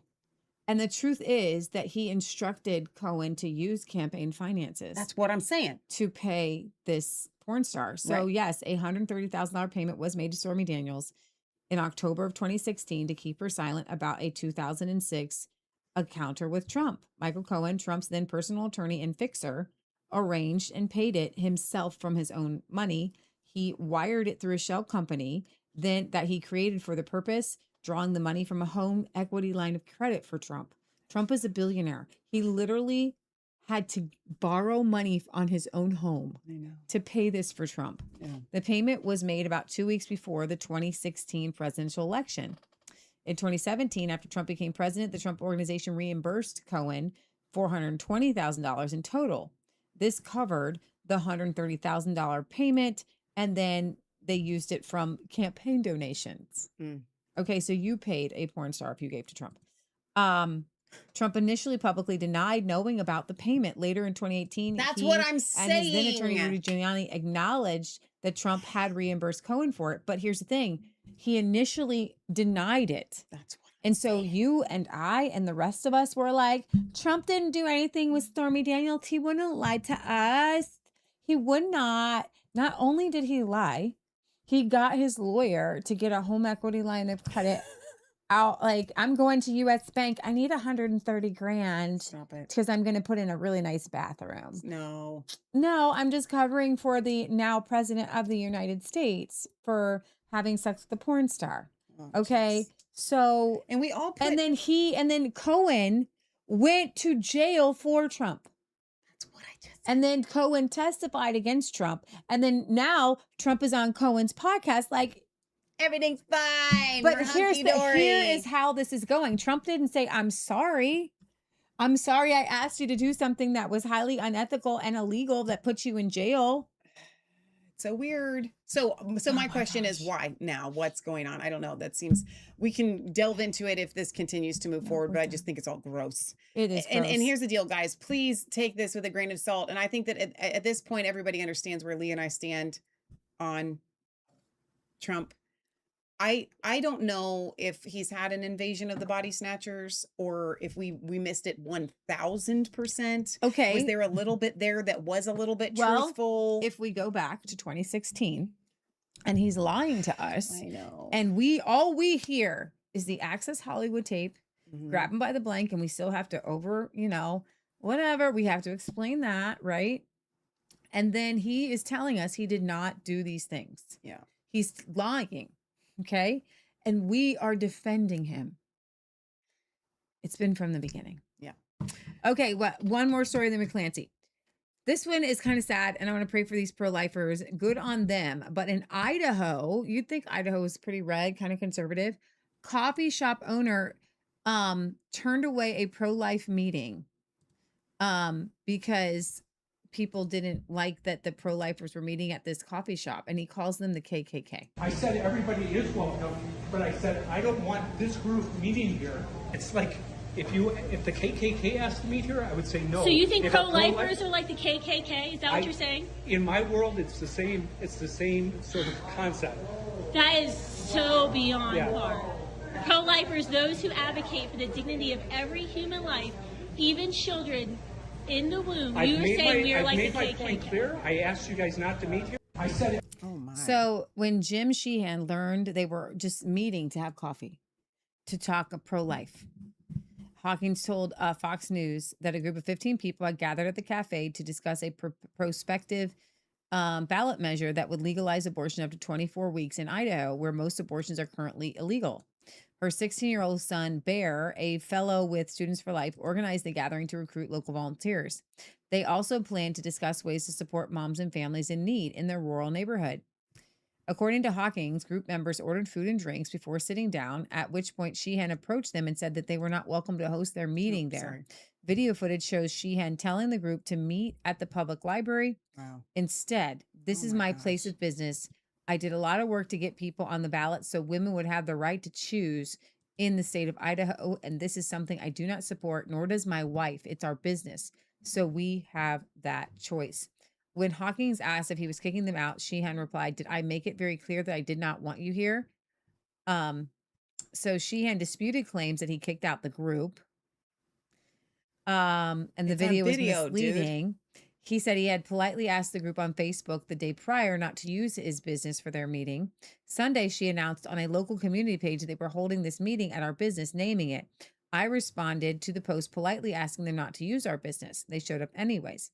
Hawkins told Fox News they had not seen the social media reply from Sheehan before holding the meeting.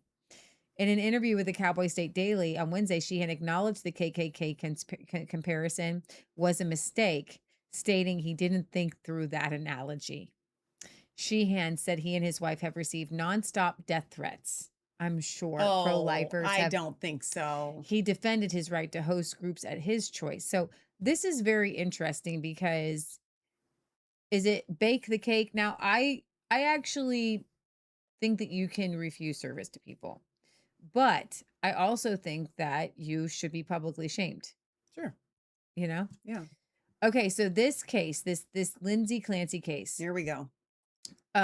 This mom of 3. A mom of 3 killed, admittedly, 3 little children. It is one of the saddest cases that you'll hear because, in my humble opinion, it was avoidable. This woman, Lindsay Clancy, was a nurse in the maternity ward. Oh, I didn't hear She that was part. pretty young. Yeah. She loved being a mom. Her mom and her mother-in-law both testified that she was a good mom. That something happened and switched shortly after she gave birth to her 3rd child. Yeah. And she started to be afraid of going back to work. Oh, She was saying that the baby wasn't going to do well, wasn't thriving like on the bottle or whatever. And she started to have like panic attacks and anxiety Yeah, that's very about natural. going back to work. Oh my gosh. So then she sought help. They gave her medication. No. So the medication started to make her Crazy. crazy. She started to not be able to sleep in a very, have you ever had restless leg syndrome? Mm-hmm. So it's a certain kind of insomnia that's not exhaustion, to where you literally can't sleep at all, even when you're super tired. It'll make you crazy. And this is the complete rest of my show. So hold on to this is probably an hour long that we're going to do into this. So I've got a lot of You'll clips. have permission to go to bed and watch the rest tomorrow, or to skip it. But I think most of you are here. 'cause you There actually is wanna see an it. all-out war happening on social media where I am not siding with the liberal pink hats. There are a lot of women on social media who, after hearing Lindsay's cries for help and she wasn't getting help, and the fact that she literally told her mom and her husband that something was going wrong with her and that she had thought about harming her children. They did not get her into the right help. They did not get her into a good place. There's a TikToker who actually has been doing TikToks about the facility that she went to for 5 days, saying how bad it was because she was there a year ago. In the middle of the trial, the defense attorney tried to get the TikToker to testify. Oh, the wow. judge wouldn't allow it because she was there a year ago, but not when Oh, Clancy, come a year on. before Clancy was there. But it would seem that the place that they sent her, or she tried to go, was incompetent. She had several different therapists that she tried to talk to. Two are being sued for incompetence. I think one therapist is being sued, and then the facility she went to is being sued. The one therapist that she talked to, psychiatrist, had only had her own practice for a month. What? 1 month. And had never treated somebody with postpartum psychosis. Oh, dear God. So I've got a really good in-depth video on the difference between postpartum depression and postpartum psychosis. And then what's very interesting, as a side note, is that Hayden Panettiere, a well-known actress, recently died.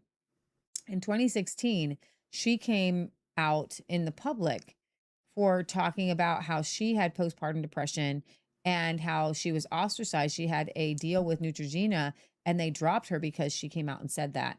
And she had been put on some how do you say the rest of it? Adenosines. Benzoids. Just call I them feel like it's not professional to call benzos. them benzos, but It's whatever the name is. these are psychiatric drugs, right? And they're supposed to help you with anxiety and depression, but these are black label drugs that can cause suicide and thoughts. She was on a mixture of 13 different drugs. This is unreal. She also had called the suicide hotline 2 times. And obviously we need an overhaul in the suicide hotline because she didn't have an actual plan on how she was going to try to take herself out. I'm trying to be careful for you. Sorry. You don't need to fill. I know what the words are. I didn't want to try to say that. Okay. You don't need to fill in the blank on that one. Okay. Because she didn't have an actual written down plan. Mhm. They wouldn't help her. They were just like, goodbye. Goodbye. The whole system failed her. What's very interesting is they have an entire unit in the UK for mothers Yeah, I know. who are struggling. Mm-hmm.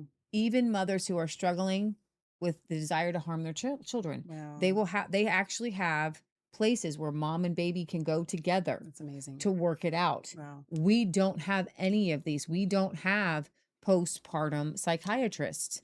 When women's hormones are thrown off, Mm-hmm. some can experience, it's not incredibly common, but some can experience psychosis because of how their hormones are. And then when you add a bunch of medicine in, it just really throws things off. I'm going to start here with this Candace Owens clip. But I'm going to tell you something.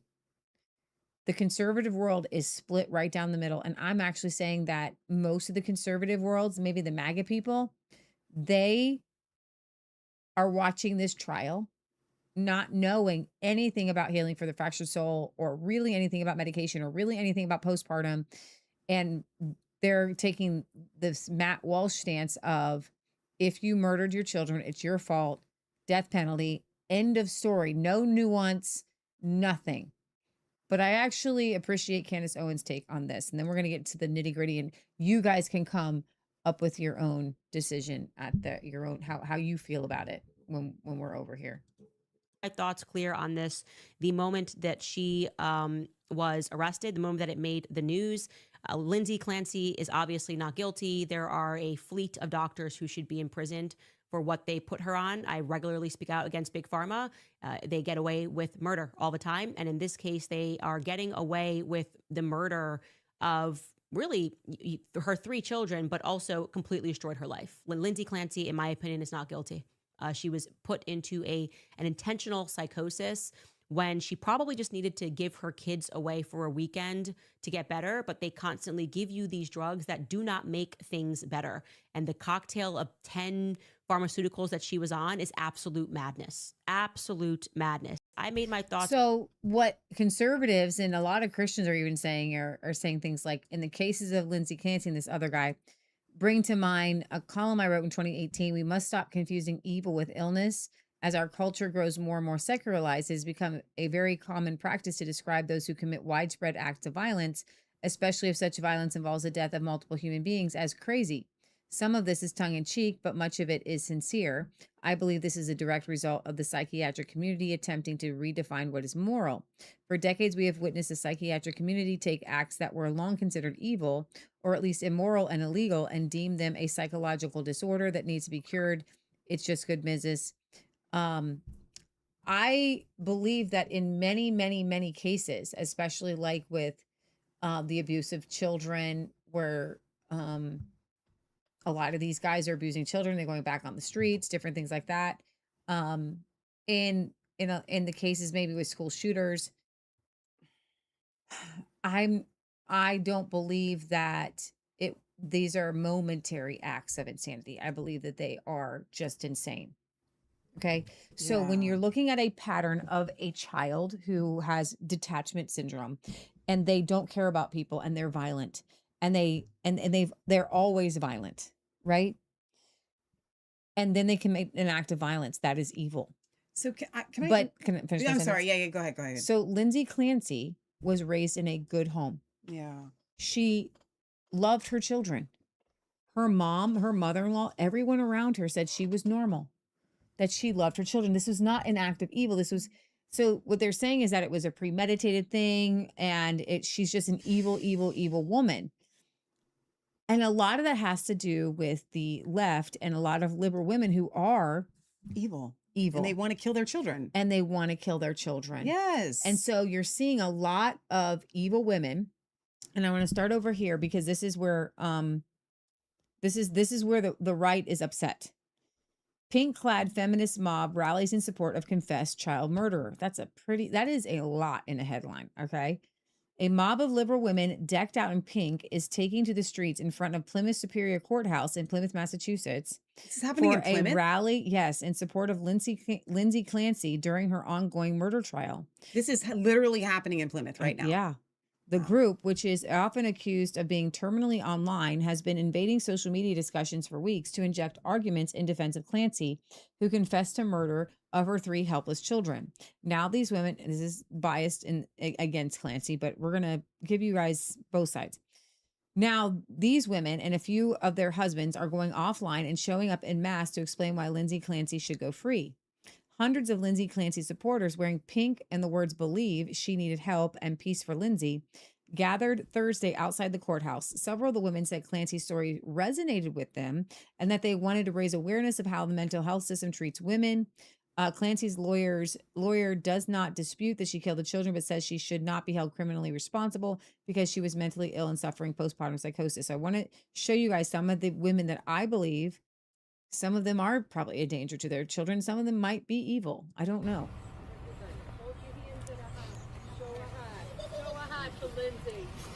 mental health.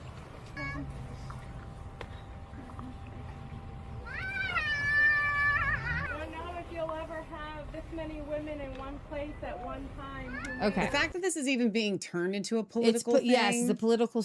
Yeah, the and now you're syphons- biased. The thing and this is the beauty of resistance chicks, because we don't lean we don't lean right, we don't lean left, but we lean on the word of God and we filter our worldview through this.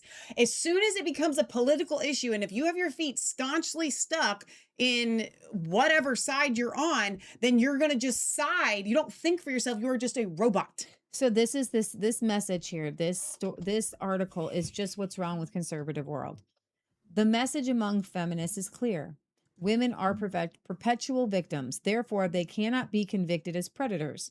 In the liberal mythos, women are pure and devoid of masculine evil, and thus, when they commit atrocities, it is only because the system forced them to do so, or because the system broke them and drove them insane. Go ahead. Which, for me, for our show, we're not saying that. No.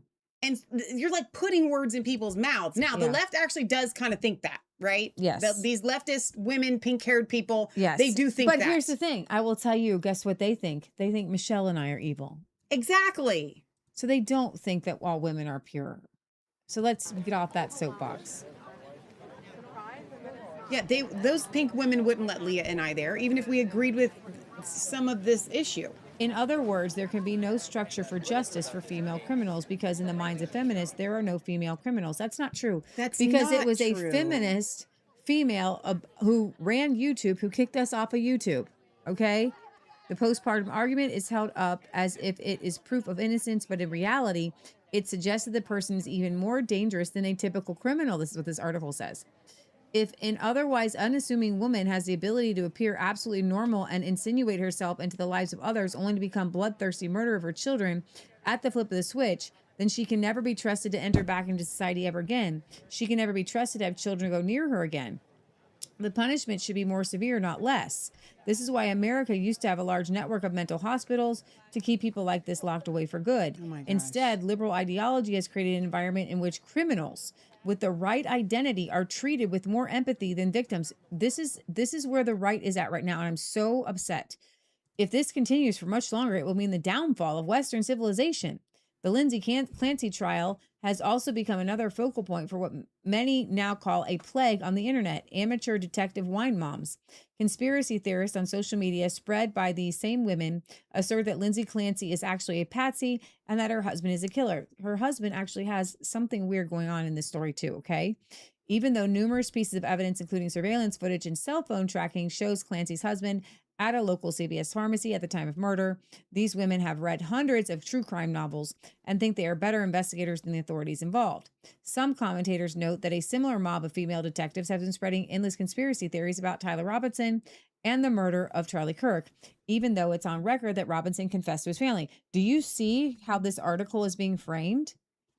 I find it very interesting that Zero Hedge has taken the Tyler Robinson is the murderer and this woman is incredibly evil. I am kind of shocked because there is evil when you look on the side of evil, and there are very evil women who do very evil things. Ghislaine Maxwell is incredibly evil. Margaret Sanger. Hillary Clinton is incredibly evil. We could make a long list. Do you want to make a long list? However, there is nuance to this story. There is nuance to this story. Well, I just want to, for anybody that's tuning in, allow me to just give one very brief story. You guys know that we advertised for my Healing for the Soul essential oil blend. In 2018, we had an unfortunate series of very high stress events that happened. And I was on overload. And I went through something that I can't really describe and was really scary. And I can't, like, what we found out later was that my endocrine system, probably what happened to Lindsay Clancy here, stopped working. It just shut down. Your endocrine system it's your hormones, and it controls everything. I didn't want to get out of bed. I didn't want to do anything. I had zero motivation. And I came to Leah and I said, Leah, there's something wrong with me. I don't feel like myself. There's something wrong with me. Leah took me seriously And Leah, because she's not a pharmaceutical company, because she is my sister, because she knows the real me, and because she's like a dog with a bone, did the research. And she came to me and she said, Michelle, I think that your endocrine system is broken. And I said, what is your endocrine system? I didn't know what it was back then, right? And so what we did was a series of things to bring my endocrine system back online and to lower the stress in my life. And you know where a lot of it was from? You don't do well. We have a pet sitting business with getting up in the morning. When you define that with getting up early in the morning to our super pet sitting extra business early is weird. Right. Okay, so the way we do our pet sitting business is that's really not an important part of the story. It Just tell is. them It on is. the days. No, you don't understand. Let me finish my sentence before you I'm stop. saying Stop. you don't have to give them the description. You It can just is. say on the days that I have to get up super No, early. no, let me explain this. Okay. So the way we do our pet care, because it directly ties into Lindsay's story. Okay. The days we do a lot of our pet care business, sometimes I'm out there, I have to get up at I'm a person who needs about 8 to 9 hours of sleep. Okay. As I get older, I need a little less, but not consistently. I need less as I get older too. But consistently, if I don't get 8 hours of sleep a night, I have to make up for it. Yeah. Okay. Same with Michelle. Well, when you're pet sitting for animals, sometimes the family will be gone for 2 weeks. So the way that we do our schedule is we let animals out, we go to their house and we go 3 times a day. But the last let out might not be until 11 o'clock at night. You don't get home till midnight. Then you got to eat. So then you got to eat. Then it's like sometimes you're not in bed until 1 or 2 in the morning. That sounds crazy, but that's the way, if you're a pet sitter, that's the way you have to work it. And especially back then when we were doing a lot of pet sitting. We'd have somewhat of like 15 to 18 visits a day. So sometimes I'm gone all the day and I'm okay with that. Like I'm physically okay. So I get up in the morning and we would kind of argue over who's doing the morning visits. And what we found is that, and some of you back in the day, if you ever called or text between 10 and 12, I really just wanted to harm someone because we do what's called second sleep. And so because we'd get like a 5-hour block of sleep at night, 5 or right? 6, Like yeah. 5 hours, you're up early in the morning, you're out. And if you don't get what we call the second sleep, which is at that time we weren't getting, plus because of our dog, we were up multiple times. Our dogs were incontinent and passing away, and then the stress of whether we put them down, and there were so many things. So you were not getting not only were you not getting a full night's sleep, but you don't necessarily do well with this. 5, 6 and a lot of hours. people don't do well with what I call second sleep. Yeah. It's not good. Like you need that solid stretch. Some can do good. There are lots of professions. Maybe some of you are in those professions where thankfully for anybody that's wondering, we don't live that way anymore. We don't have as to, much. We don't have to do that. We keep dogs in our house. So but this goes back to 2018 when we were living a schedule where it's like, I was consistently getting like 5-6 hours of sleep a night and trying to struggle to get a nap in the day. And it was just, and then the high stress of our dog. And then there was an abusive person in our life. And it was just so much going on. But for Michelle, the number one thing she needed, the one thing, was not to have to get up in the morning to be able to get up in the morning on her own. Yeah. To be able to say, I have slept, I am ready to get up. Yeah. That's all. Honestly, you did a lot of stuff, but just that. Yeah. It was just sleep. Do you understand that there are some people where a lack of sleep causes a certain level of psychosis and what is happening in postpartum situations? Yeah. In depression and in psychosis this was happened to you a lot. Yeah. You couldn't fall back asleep. Yeah, exactly. So you never actually got a second sleep. You'd lay there. Yeah. But you weren't functioning, right? Yeah. So moms who maybe they can lay down because their child is asleep, they can't fall asleep. I know. So if you compound that day after day after day after day, especially when you're laying there and you're thinking, I only have an hour, I have to go to sleep. Right. That's the worst because you're never going to fall asleep. So I told Michelle, and honestly, I have to be careful because for Michelle, and you do have to be careful. You have to understand your own limitations. Yeah. Okay. I do good. So on the shows that we're doing on the weekends that we're doing, if I can do 2 days of 5 hours of sleep. If I do longer than that, I might get crazy. I have found that you get a little bit testy if we do a Sunday show. Because you're not getting a full, if you're getting a full. Okay. So we need to get back to Lindsay Clancy. Yes. All right. So the point that we're the point of me bringing all that up, Yes. which Leah went way too much time on that and not enough time on what I was going to get to, and that's okay.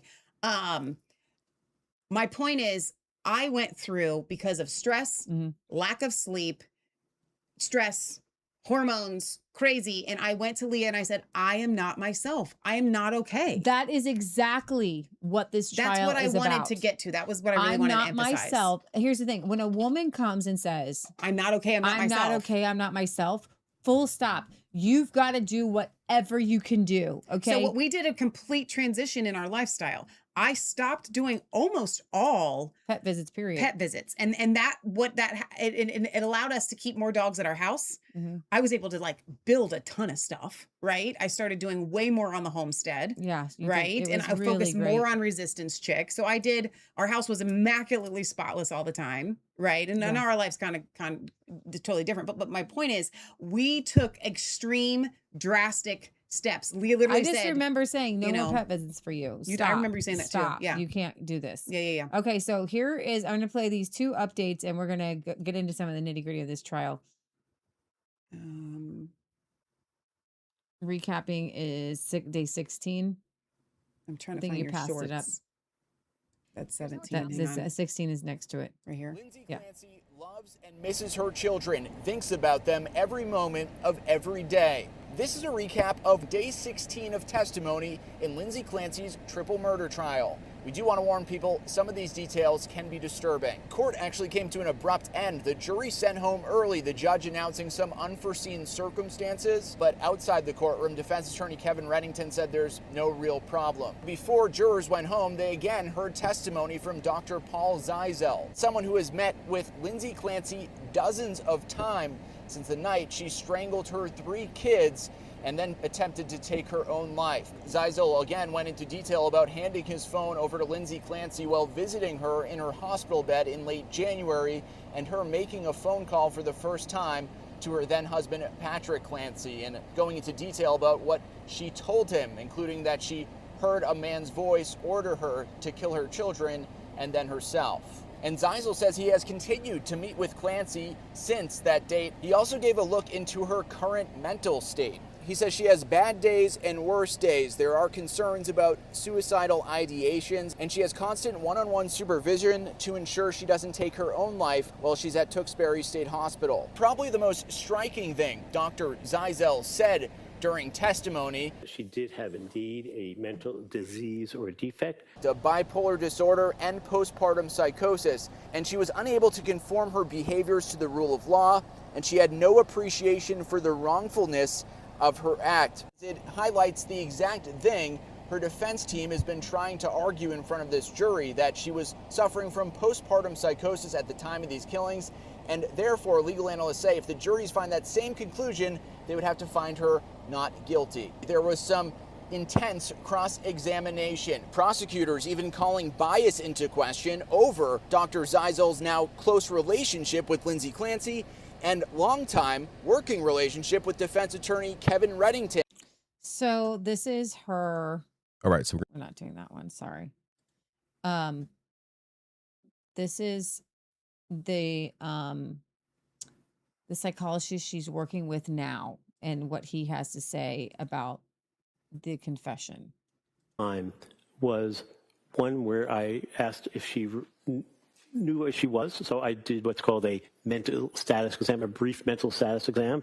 It's orientation to time, place, location. She didn't know where she was. Wasn't quite sure what time it was. She knew who she was.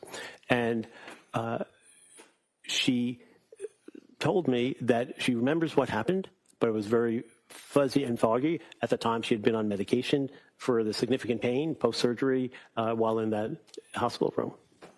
And during the course of that interview with her, did she express any concern to you about her husband, Patrick? Yes, she did. Tell the jurors what she indicated to you.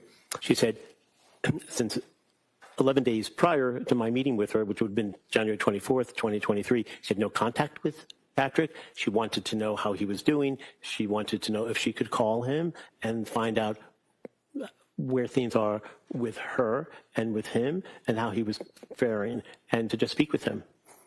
She expressed concern about her family. Yes, she did. Did she express concern about what had happened? Yes. Did she ask you, or did you offer to her the ability to speak to her husband, Patrick? She asked me if she could use my cell phone to call her husband. Did she do that? Yes, she did. Did you hear the conversation? Yes, I told her we'd call. It would have to be on speakerphone. And tell us about that conversation. So that first phone call, I believe on the 24th, he did not pick up. She left a message. I did not leave a message. We then called back 2 days later on the 6th. And after the 2 days had transpired and the call was made on the 6th, did she have a chance to talk to Patrick? Yes. Were you there? Yes. Was she still chained to the bed? Yes. Were the cops still outside the room? Yes, not in blues. They were in civilian clothing, jeans, flannel shirts. And tell us what she said to Patrick in your presence on speakerphone at that point. She had told Patrick that she loved him very much. She was unable to express a lot of emotion, but she expressed love for him. And she had said that she heard a male voice ordering her, telling her that she didn't have any choice, but she had to kill her children and then kill herself. Now, Doctor, have in mind your background, your career, Did you tell Lindsay Clancy to lie or make that up and pretend that she was hearing voices? No. Did you have any conversation or any suggestions to her at all that she should say she heard voices or anything like that? Absolutely not. Why did you let her call her husband on your cell phone? I let her call her husband out of human compassion. So her husband The conversation has this happened in December of 2023. He started dating within like months and married really quickly after this. Very strange in my opinion. I want to play for you. Let's see. Let's do Lindsay's mother-in-law, former mother-in-law. So this is Right. Patrick's mom. Did you attend any of those meetings with her therapists or doctors? No. So you don't know what she told the providers, right? I don't know. And you don't know what kind of help she asked for other than medication, do you? No. And do you know whether there was any other options offered to her other than McLean, like a partial hospitalization program or intensive outpatient? Were you aware of those options? Yeah. And do you know if she went? She went to Women and Infants. So that's the one day where Pat dropped her off and went skiing and then came back, right? I believe so. She asked you about options that were available to Lindsay, correct? Yes. And you mentioned one of them was that she could go to the Women and Infants program in Rhode Island that specializes in perinatal and postpartum, right? Yes. You know that she went there, right? Correct. You know she was turned away because she was over-medicated, right? Yes. You also know that they gave her numbers to call suicide hotlines, right? Yes. She called twice, not once, but twice, and again was turned away. So she was told to go to this Women and Infants hospital, but they said that she was on too many medications. Then they turned her away and said, here's the suicide prevention hotline. She called it twice. They turned her away twice. This is a woman that didn't premeditated randomly kill her children. That's what I would like to really point out here. This was Here's the thing, Leah, I'm not going to sit here and say I'm making a judgment call about her guilt Hi, guys. or her Brianna innocence. Whitney. That's not what we're trying to do here. What we're trying to do is showcase that in a series of not just unfortunate events, but I would say criminal negligence in the medical system. Is there such a thing? Let as this woman down pleading at every See, here's the turn. thing. Is there such a thing as pleading insanity? You actually don't really get back out after that. Like, she did kill these kids, but right. Was she insane at the time? And that's what this trial is I'll about. tell you this. Regardless of her guilt and punishment, there are so many people that should be held responsible for this as well. Yeah. Here We just released our big Lindsay Clancy episode on YouTube. We talk about everything that's going on in the trial, but I thought I'd come on here and talk about 5 of some of the most memorable moments or unique moments that have happened in the courtroom during this trial. Let's start with number 1. This just happened this week. When Patrick Clancy's mom, Sue, was on the stand, she was answering a lot of questions. Namely, she was talking about how much Lindsay loved her kids. But then seemingly, almost out of nowhere, the prosecutor asked her if she was of Catholic faith. She said yes. And that's when the prosecutor said, "So you're aware then that murder is a mortal sin?" You could hear this kind of audible in the courtroom when that happened. The judge very quickly shut that down. He said that the jurors cannot consider that when they're rendering a verdict, but it was a pretty shocking moment in the courtroom. Number 2 is this work email that Patrick Clancy reportedly sent at 5:24 p.m. on the day of the murders. Now, Kevin Reddington, the defense attorney, basically asked Patrick, "Did you send it from your Surface Pro," which was his home laptop? And Patrick said, "I can't remember, I don't know."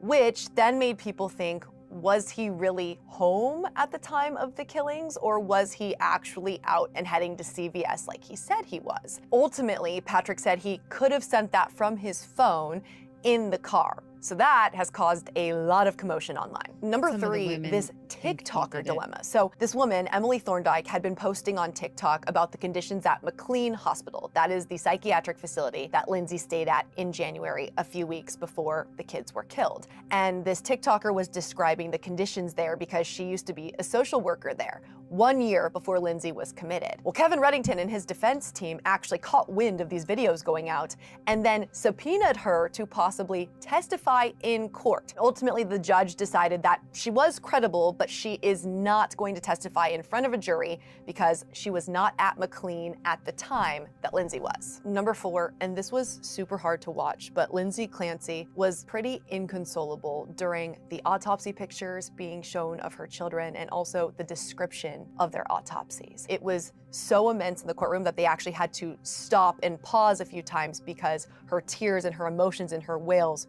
were affecting the testimony. And number 5, we heard a lot from the medical doctors that saw Lindsay Clancy over those several months. But probably one of the most shocking things to come out of that was the fact that all of them weren't communicating with each other. Some of them had no access to the records of some of the facilities she was going to some of the providers, to some of the medications. And then you actually had one who testified they thought she saw Dr. Tufts, the first psychiatrist, one time. She'd actually seen her 14 times. And that became a huge issue among the kind of care and treatment that she was receiving during this time when she was. Which was really sad. And we'll get to Dr. Tufts, who is the one who had just been in practice for a month. And so this is the TikToker who was talking about the hospital. I'm a Massachusetts social worker, and I also worked on the exact inpatient unit. Hang on, do I need to refresh? It's kind of frozen. Of course it's going to freeze. It's like the whole Windows is frozen. Give it a second to catch up. I'm a Massachusetts social worker, and I also worked on the exact inpatient unit at McLean for nearly 8 years that Lindsay Clancy was a patient at. Very important, I was not there when she was there, but I literally worked there for 8 years. We need to correct the misinformation that this prosecutor is saying about McLean and what the stay there is like. So I'm going to break down everything for you and tell you the truth. Let's preface this with identifying what the prosecutor's approach is with the McLean stay in particular. The prosecution is trying to say that if Lindsay really wanted to get better, why didn't she engage in treatment more? And then the prosecutor specifically talks about McLean, what's offered there, and identifies things that Lindsay did not participate in. And we need to correct that. Let me tell you how it actually works. So the first thing the prosecution brings up with Patrick Clancy is that he has stated that he felt like she didn't really get any treatment while she was at McLean. And one of the things that he was under the impression of was that she didn't really see a doctor while she was there. Now, the prosecutor then says to him, well, are you aware she actually saw a doctor each day and she saw a resident? Are you aware of that? And he says, no, I wasn't under that impression. Let me tell you exactly why that is. In general, there are around 23 patients on the unit at a time. And because of that, there are usually around 4 to 5 physicians in charge, we call them, 4 to 5 psychiatrists who split up the patients so that there's not just one doctor seeing 23 patients. Each doctor has usually around 5 to 6. They vary a little bit. but they are limited, and that 23 patient population is divided up and it's split amongst doctors. When a patient is admitted to the unit, they are specifically assigned two clinicians. One is a psychiatrist and the second is the social worker. You are literally told as a patient, this is your treatment team. This is your doctor. This is your social worker. With that being said, legally, every patient needs to be seen at least once a day by a doctor. So on the weekends and on the holidays, when the physicians in charge, the regular physicians who are working there, are off because they work weekday hours, on the weekends and on holidays, the patients still need to be seen by a doctor. How that works is that there is one doctor who comes on the weekend and holidays, and he or she sees every single patient on the unit, okay? And if you think about it, there's a reason that the doctors who are there during the week are only assigned 4 to 5 patients, because you cannot spend a long amount of time as a doctor with 23 different patients. So the job of the weekend doctor, as we call them, the holiday doctor, is literally to just go quickly check in with every patient. It is not a lengthy meeting by any means. So this idea of the prosecution saying, well, she actually did see a doctor, so that was kind of a lie. She saw a doctor. She didn't see her doctor. Now, I'm a Massachusetts social. That's part one. I don't know if we can scroll down. I don't know if there's scroll part two. Part two is playing on mine. So go to my history. Right there. That's part two. Okay. No, I'm a Massachusetts social worker, and I also part two, worked so- on the exact inpatient Sorry, unit guys. at McLean. So that's Refresh the page. Yeah. No, I don't know. That's the same one. I'm playing part two. It says part two. Okay, well, let me make this big and I'll find it real quick. But this is So what the little caption saying was, when she was there on a weekend. So she didn't actually see a doctor because that doesn't count. And while she was there, she only saw her doctor one time. Mm-hmm. So she didn't receive actual treatment while she was there. Yeah, exactly. Moving on to the next part. The prosecutor also says to Patrick Clancy, well, are you aware that there is actually one-on-one therapy offered on the unit every day? This is what really pissed me off. There is absolutely no one-on-one therapy offered on that unit. What this prosecutor is referring to is what we literally call check-ins. And you know who does those check-ins? It is unlicensed individuals. This is a job where you only have to have a high school degree to get it. And I can say this because I did that job for 5 years. I was the clinician who was performing one-on-one therapy in her mind. No, I was doing check-ins. I did that job. So I promise you, this was not one-on-one therapy. I love my coworkers, and this is no disrespect to them. We were not people who were licensed or qualified in any way to give therapy, and we did not. And within these check-ins, I'm going to tell you what the conversations are. How's your day? How'd you sleep? Have you been able to eat today? Have you been able to go to groups? What's your treatment plan? Have you talked to your family? What's your doctor saying? There are brief questions at the end where we say, are you feeling safe? They aren't safety assessments, let's be honest. You do check that little box, but I'm telling you, that's the line of questioning. It is not one-on-one therapy. Now let's talk about something the prosecutor brought up today. She brings up and tells Patrick Clancy, are you aware that, Lindsay was also checked on every 15 minutes by staff? Let me tell you what she's referring to. We literally call this checks, okay? And it's when we would go around on the unit every 15 minutes, staff has to go around the unit. And you know what your job is on 15-minute checks? You make sure everybody's alive. You make sure everybody's not, people try to commit suicide on the unit. And the 15-minute checks is not conversations. We're going around and we're literally checking off on a board, we saw this person. You put a check, you put an A if they're in bed awake, and you put an S if they're asleep, and you put an O if they're off the unit. That's it. You're just going around. This isn't like check-ins. You're just visually putting eyes on them to legally indicate that they are okay. But this is not a check-in. It's just, hello, I see you. So another thing the prosecutor brings up today, and again, I think this is from the idea of clearly Lindsay was well enough. She brings up how, are you aware that Lindsay was granted permission to, go off the unit, go outside, right? And Patrick's like, well, yeah, I was aware, she went for a walk, and the prosecutor's kind of like, so she was allowed to go out. And again, I think she's trying to be like, If she was allowed to go outside, clearly she was okay. And I'm going to tell you guys something. 75% of the patients who are admitted to the unit, within 2 days get granted that permission. Sometimes it's the day they get there. The only patients who don't get granted that permission, and especially quickly, are the ones who are acute safety concerns. Those are patients who can't be trusted, in a sense, to not try to harm themselves if they leave the unit. There are patients who are flight risks, and they can't be granted the permission to go off the unit. Moving on to the next part.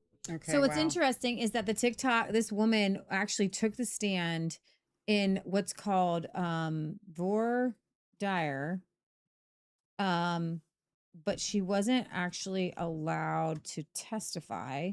Is a legal process where judge attorneys are both question prospective jurors or expert witnesses. So she was given a chance to speak in court, but not in front of the jury. I think it's just voir dire. Voir dire. Okay, Voyager. No. All right, let's go to day 17. To the right? No. To the left. Okay. Who visited Lindsay Clancy over 200 times since the tragedy, described her first conversation with Clancy on the stand today. And so when I went in on Tuesday the 31st, she said to me as I held her hand to comfort her, "I am so glad my children are safe." I replied theologically to Lindsay, and I said, "Lindsay, your children are safe. They're safe in heaven with God." Sheila Kavanaugh also testified that Lindsay Clancy told her multiple times that she heard a male voice. And the voice, according to Lindsay, told her that if she did not follow the command, neither she nor her children would be safe. Now, Kavanaugh was the only witness to testify today. It was a short day, but it was a colorful day. We saw lots of women showing up wearing pink inside the courthouse, outside Okay, that's the courthouse. good. Let's go showing to their Lindsay support. Clancy and the evidence versus social media. This woman, the crime junkie, is just amazing. She lays out the whole thing. You don't even need to watch my Actually, show. the one who but I feel like we're doing a little more commentary than she is, so I want to play parts of her breakdown here. It feels like the entire world has all eyes on the Lindsay Clancy trial unfolding in Massachusetts right now. And trust me, we are deeply in it too.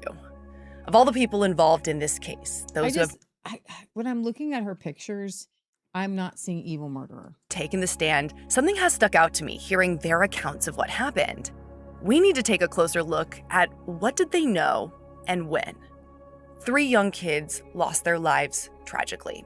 And something we don't always see, you have both the prosecution and the defense here agreeing the person who killed them was their mom, Lindsay Clancy. But this is not a cut and dry case. It is incredibly nuanced. Was it postpartum psychosis, as her defense team claims? Or were the killings premeditated? Did the medical community fail her when she asked for help? Or did they do all they could? And then you've had everyone spiraling online about her husband, Patrick Clancy, questioning if his testimony and timeline is adding up. The trial is unfolding right now as we speak. So, crime junkies, I'm Brianna Whitney, and in the headlines, of course, was one of the first to see his wife mentally deteriorating.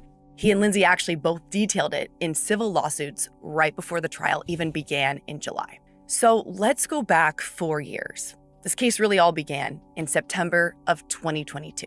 Up until then, Patrick and Lindsay had what seemed to be a really great marriage. Both had good jobs. Lindsay was a labor and delivery nurse at Massachusetts General Hospital, and Patrick was working for Microsoft. On the personal front, they really had it all too. They had their daughter Cora, she's their oldest. She was 5 at the time. Son Dawson, who was 3, and Lindsay had just given birth to their 3rd child, Callan, who wasn't even 1 yet. Patrick himself said on the stand, Lindsay was such a good and loving mom. But like so many moms, Lindsay knew she was struggling with postpartum mental health, like severe anxiety and depression. She wasn't sleeping, and she described her body as being heavy. Now, it got bad enough that she went and sought psychiatric help in September of 2022.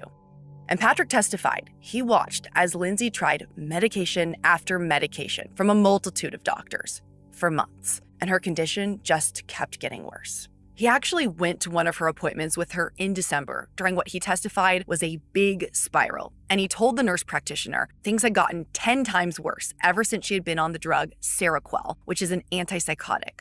Yet the CNP increased the dose, according to court records. And Patrick testified things had gotten so bad by December that Lindsay said, So she's struggling. Nobody is suggesting taking a break. I mean, she has her mom. You'll hear later. Her mom comes for a little bit. Her mother-in-law comes for a little bit. But at one point, it was really sad because her mom said she asked something really weird. She asked if she could sleep with me because she was just feeling so off. And when she went and told the doctor things were getting worse, they just increased the medication. she was having thoughts of hurting the kids and having paranoid delusions. And he remembered she said that more than once. So the husband said that she came to him and said, I'm having delusions and I am having thoughts. She was having an out-of-body experience and she said, husband, I love our kids, but these thoughts are coming into my head of me harming these children. Right. She not only does she do that with him, but then she does, I want to go over here. I'm going to come back to that one. So leave that one up. I want to play the video with her mom because this one, let's go over here. Lindsay Clancy's mom. It's going to be to the left, I think. Lindsay Clancy's mom. So I'm going to go kind of quick on how she talks. I know it's not going to be,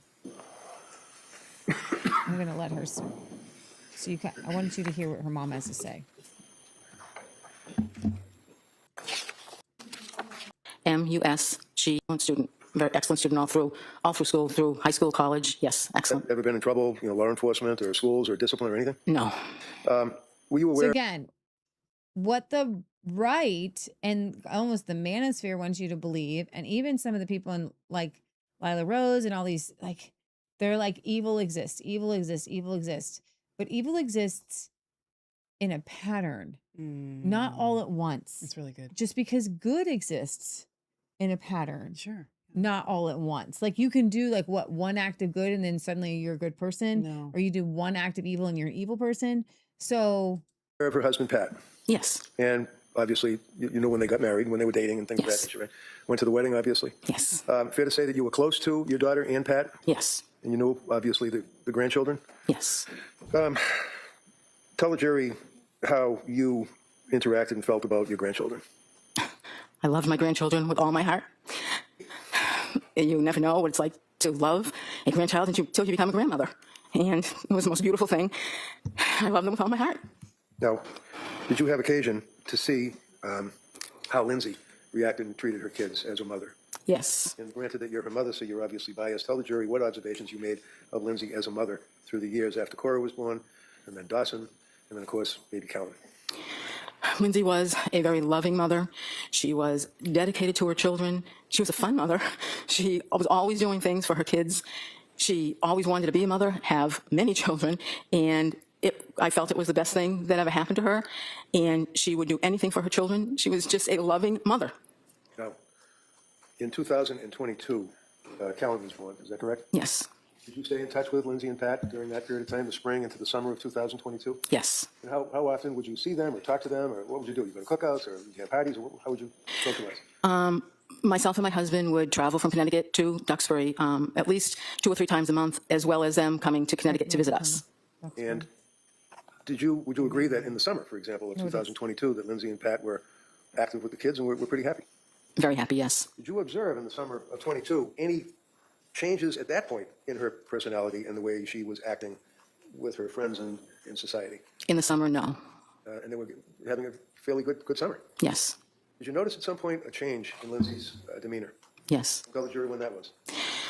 It was sometime probably around the second week of October. What happened that you noticed? I noticed that she had become very anxious. She told me she was anxious about going back to work because Callan was having trouble taking a bottle and she didn't feel right about leaving him. And as a result of that, did she tell you that she was going to put off going back to work? Yes, she told me she was applying for an extension. Now, did you know at that point that she was going through any issues involving depression or anxiety or having any suicidal ideation or anything like that? At that point, no. At what point, if any, did you become aware that your daughter was suffering from this symptomology? In late October. And how did that come about? She sent me a text message. And do you recall when that was? Yes, that was on October 20th. Now, Your Honor, the government has introduced into evidence the entire of the phone dumps, if you will, and I think they put it on a disc, and it's probably thousands of pages. But I do have the text thread that deals with that time frame in October. I'd like to offer that so that it's apparent what I'm referring to, rather than having to search through thousands of pages of a disc.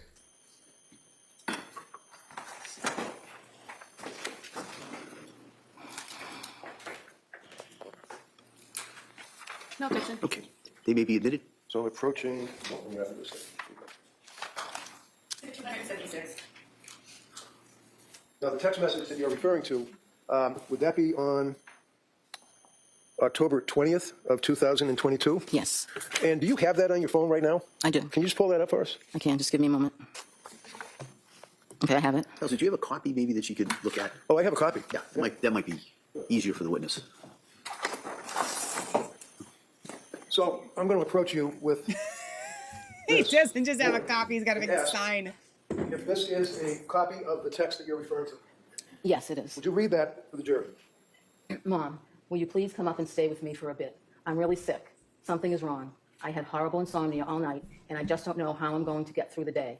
I started taking the medicine my doctor prescribed for anxiety, and I think it's made things worse. It's just really scary, and I don't want to be alone. You want to write off this? Objection. Sorry, in evidence. What do we mark it for identification? Is that text within the? Well, I know you would, but we already have the. Do you want a little pen? Can I just stop the board?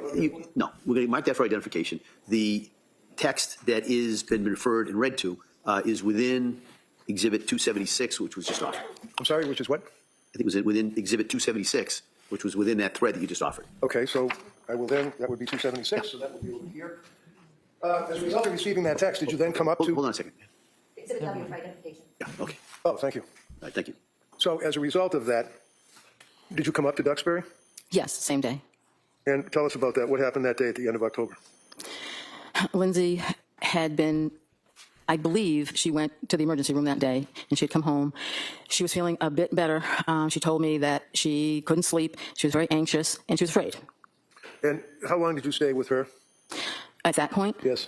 I believe at that point I stayed for about a week. And was your husband with you? He came later. He didn't come directly with me then because he was still working, so he came later. I never asked. What did you do for work? I worked for Weight Watchers. And you're retired? Yes. How about your husband? Is he working now? He recently retired. And what was the nature of his work? He was in photography. What kind of photography? November and December into the holidays. Through November into December, it was not getting better, and into the holidays. And you knew she was on medication at that point? Yes. You knew she was seeing doctors at that point? Yes. So tell us, is there an incident that came to your mind that you recall that occurred on one evening that indicated to you how seriously she was suffering? There were many. One particular evening that was disturbing to me was that she was afraid. She was afraid to be alone, and she actually asked if she could sleep with me. When was that? That was late November, early December. And did she indeed sleep with you on that occasion? She did. Continuing on through the holidays, did you guys get together for the holidays, Christmas or Thanksgiving, if you recall? Yes, I was down there probably most of December through Christmas Eve, and then I left on Christmas Eve to come home to see my other daughter and her family, and then Lindsay actually came to my house later the day on Christmas Day. Was she with Pat? Yes. Okay. And the kids? Yes. During that period of time, did you make further observation as time went into January? Oh, back it up. At some point, she voluntarily went into McLean Hospital? Yes. You knew that? Yes. How did you know that? I was there. What do you mean you were there? I was at Lindsay's house staying with them. You take care of the kids? Yes. And it's fair to say that Pat's parents, mom and dad, also stepped up, taking care of the kids, helping out during this period of time? They were there, I guess, when we weren't there. I didn't really see them, but... Right, because you guys would be different time frames. Right. But you all were pulling together as a family, is that Right. correct? January, leading up to January 24th, do you recall, and can you tell the jurors what, if any, observations you made of Lindsay and her condition? Lindsay had lost a lot of weight. She had become, during this whole time, paranoid about different things that really she shouldn't have, really weren't logical to become paranoid about. She would mention that this wasn't her mind. She would say to me, this isn't me. I've never been like this before. And I would agree because she wasn't. She was attempting to go through the motions of her day, take care of the kids as best she could. She didn't want to drive. So at times when Pat didn't go pick the kids up at school, I would drive Lindsay to pick the kids up at school because she was afraid to drive. Did she express to you concern that in this time frame that people at the school, teachers and other people would be able to know what she was thinking and would think that she wasn't a good mother because she was sick? Yes, she said the school knows something's going on because I'm not driving my car. They see that I'm not driving my car to pick the kids up. Do you recall at the end of January that she made a statement to you about the medication, in her opinion, what it was doing to her mind? Yes. What did she say? She said that she couldn't remember anything. The medication was pretty much just destroying her mind, and it wasn't her. She said, this isn't me. I just want to feel better and enjoy my kids again. Now, I know that this is difficult. In December of 2022, do you recall the time that you were in the kitchen with Lindsay and Patrick, and she made a statement about her state of mind to her husband, Pat, and you were there? Yes. I know it's difficult. Just tell us what you remember. I remember her being very nervous. I remember her saying, I just have to tell you guys something. And then she told us. What did she tell you? She told us that she had thoughts of harming the children. Thank you very much. So I want to play now, and before I discuss that, because this, I really feel like that testimony means a lot. This is not an evil person. This woman told everyone she could that something was wrong with her. She told her husband on multiple occasions, something's wrong with me. I'm thinking about harming the kids. Help me, help me, help me. This is not like, I have bad days. Okay. I may talk to one or two people. Yeah. Okay. If I have any sort of really dark thoughts, I'm not telling 100 people.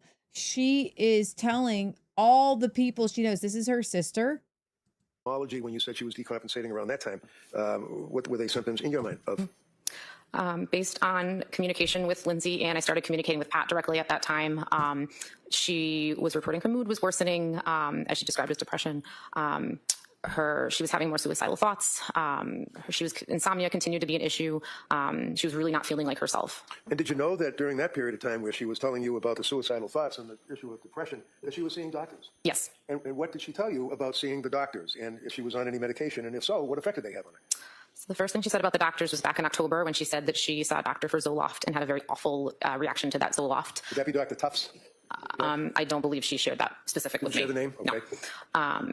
And then I think throughout our communication over the couple months of October to December, she did share with me that she was going to doctors, she was getting different prescriptions, kind of all the things that they were trying and different treatments they were looking at.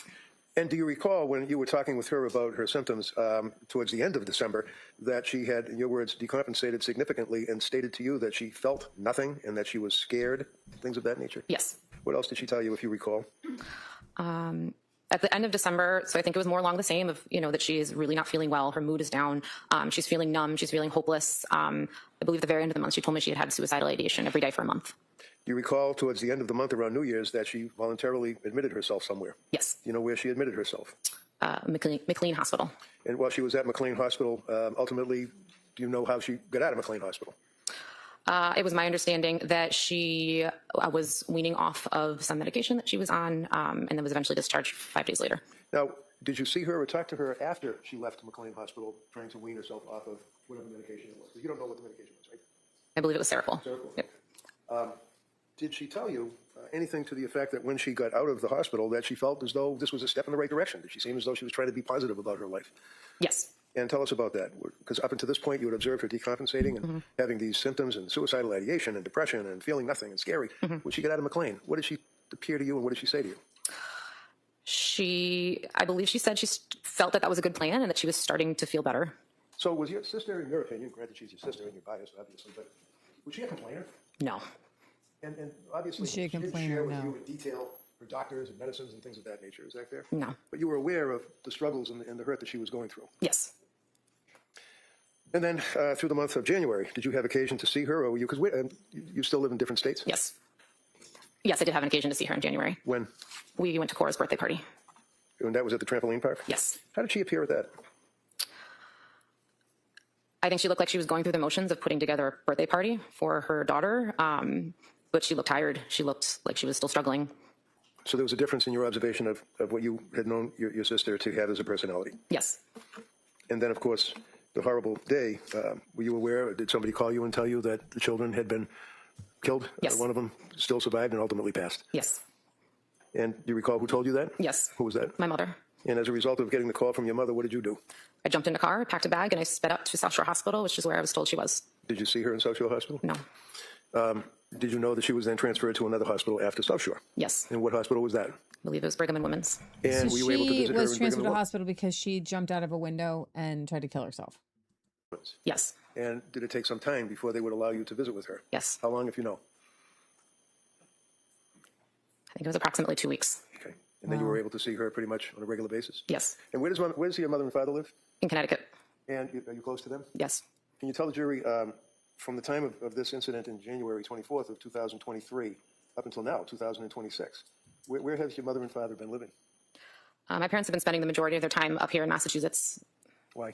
So that they could visit Lindsay as much as possible. Almost on a daily basis? Yes. Was that in a bed and breakfast or a bed and bath, or was it a hotel, or where were they staying? So you get that. Now I want to play this clip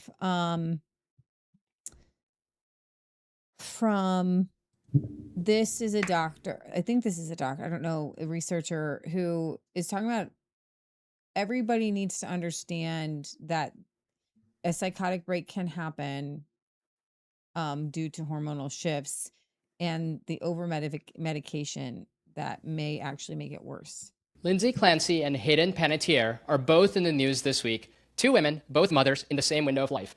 I'm going to talk about how both of their stories share similarities about what's broken in America's postpartum maternal mental health care system. Both were given the same class of drug. For background, Hayden Panettiere became a leading voice in America on postpartum depression, and she lost an endorsement contract from Neutrogena for saying it out loud on television. Lindsay Clancy was a labor and delivery nurse who spent her career helping other women bring babies into the world, and when she needed help herself, she was just discharged from one facility after a single day and denied a higher level of care at another one because she couldn't produce a suicide plan. Here's what I'm going to cover in this video. You'll know the one warning sign that separates a normal, exhausted new mother from a genuine medical emergency, and it isn't just sadness. You'll know why the fastest thing that a doctor often reaches for in that moment may be the most dangerous. And you'll know exactly what to say and do if this is your daughter, your sister, or even yourself going through it. If you know a family with a baby in the house right now, please send them this video. I hope it can help people. I'm Neil K. Shah, a Johns Hopkins and NIH-funded caregiving researcher and the CEO of Careyaya. I've helped thousands of families navigate aging, dementia, and serious illness. I'm not a clinician, but a leading researcher and innovator in caregiving. This is one of the hardest videos I've made because two families are grieving in public right now, and one of these stories is still being decided by a jury. On Sunday, August 16, 2026, actress Hayden Panettiere was found unresponsive in an apartment in Greenville, South Carolina. She was only 36 years old. First responders performed advanced cardiac life support, and she was pronounced dead that afternoon. They completed an autopsy and found no signs of trauma. Police have said no signs of foul play. Now, the cause and the manner of death remain pending. Toxicology can sometimes take days or weeks, and no one yet knows exactly how she died. Meanwhile, 1,000 miles north, in Plymouth Superior Court in Massachusetts, Lindsay Clancy is on trial. She does not deny that she killed her 3 children, Cora, Dawson, and Callan, on January 24, 2023, but her defense argues that she should not be held criminally responsible because she was in the grip of postpartum psychosis and bipolar disorder worsened by the medications she was prescribed. She attempted to take her own life that night and is now paralyzed. Prosecutors reject that, and they argue she was in control of her actions and that she wanted to take her children with her. There is no verdict as of this recording. So how do these two stories connect? Because of one detail that almost nobody is reporting. Both Hayden Panettiere and Lindsay Clancy were on the same type of drug, benzodiazepines, also known as benzos. First, you need one piece of context historically or it won't make sense. In 1955, a chemist named Leo Sternbach was working at Hoffman LaRoche in New Jersey. He synthesized a compound that was the first benzo drug. Nothing came of it and it just sat on a shelf. 2 years later, in 1957, someone was cleaning out the lab, they found the abandoned compound, and almost as an afterthought, sent it in for testing. It worked spectacularly well. It became Librium, the first benzo drug. Then came its more famous younger sibling, marketed in 1963 under a name that the older generation knows well, Valium. From 1969 to 1982, Valium was the single most prescribed drug in America. At its peak in 1978, 2.3 billion tablets. The Rolling Stones even wrote a song about it, Mother's Little Helper, about a woman running to the shelter of the little yellow pill. That song was a hit well before the drug's usage peaked.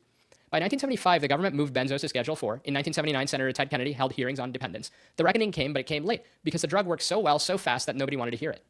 Hold on to that phrase, it worked so well, so fast, because here's how it relates to our story today. Hayden Panettiere wrote in her 2026 memoir, This Is Me, A Reckoning, published just 3 months before her death. She said that after her daughter Kaya was born in December 2014, she became addicted to alcohol and Klonopin. That's a benzo drug.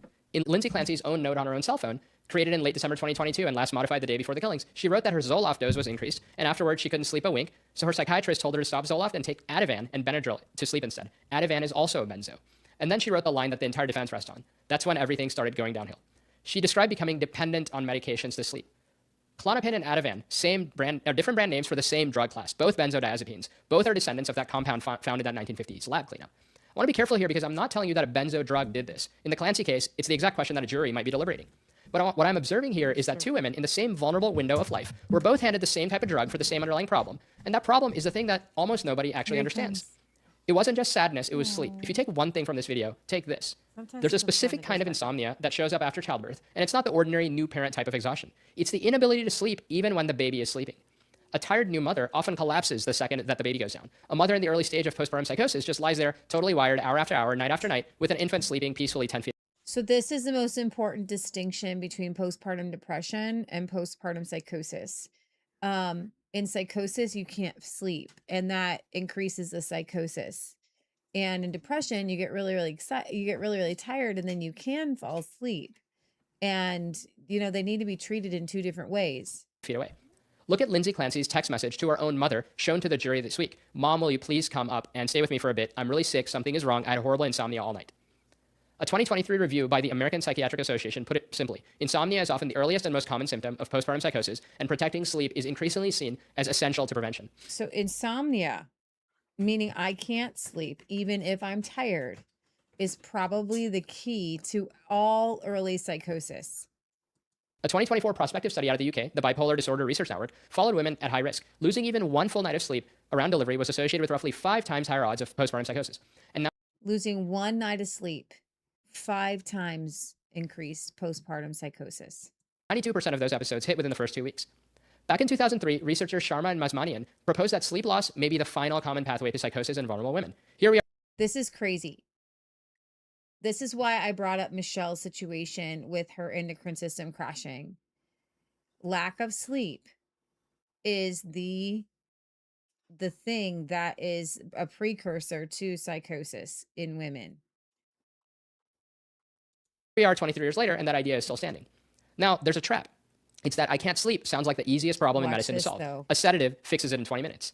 Except, sedating someone doesn't tell you why they couldn't sleep. And if the insomnia is the first sign of something much bigger, you've now treated the smoke alarm instead of extinguishing the fire. That is so important now.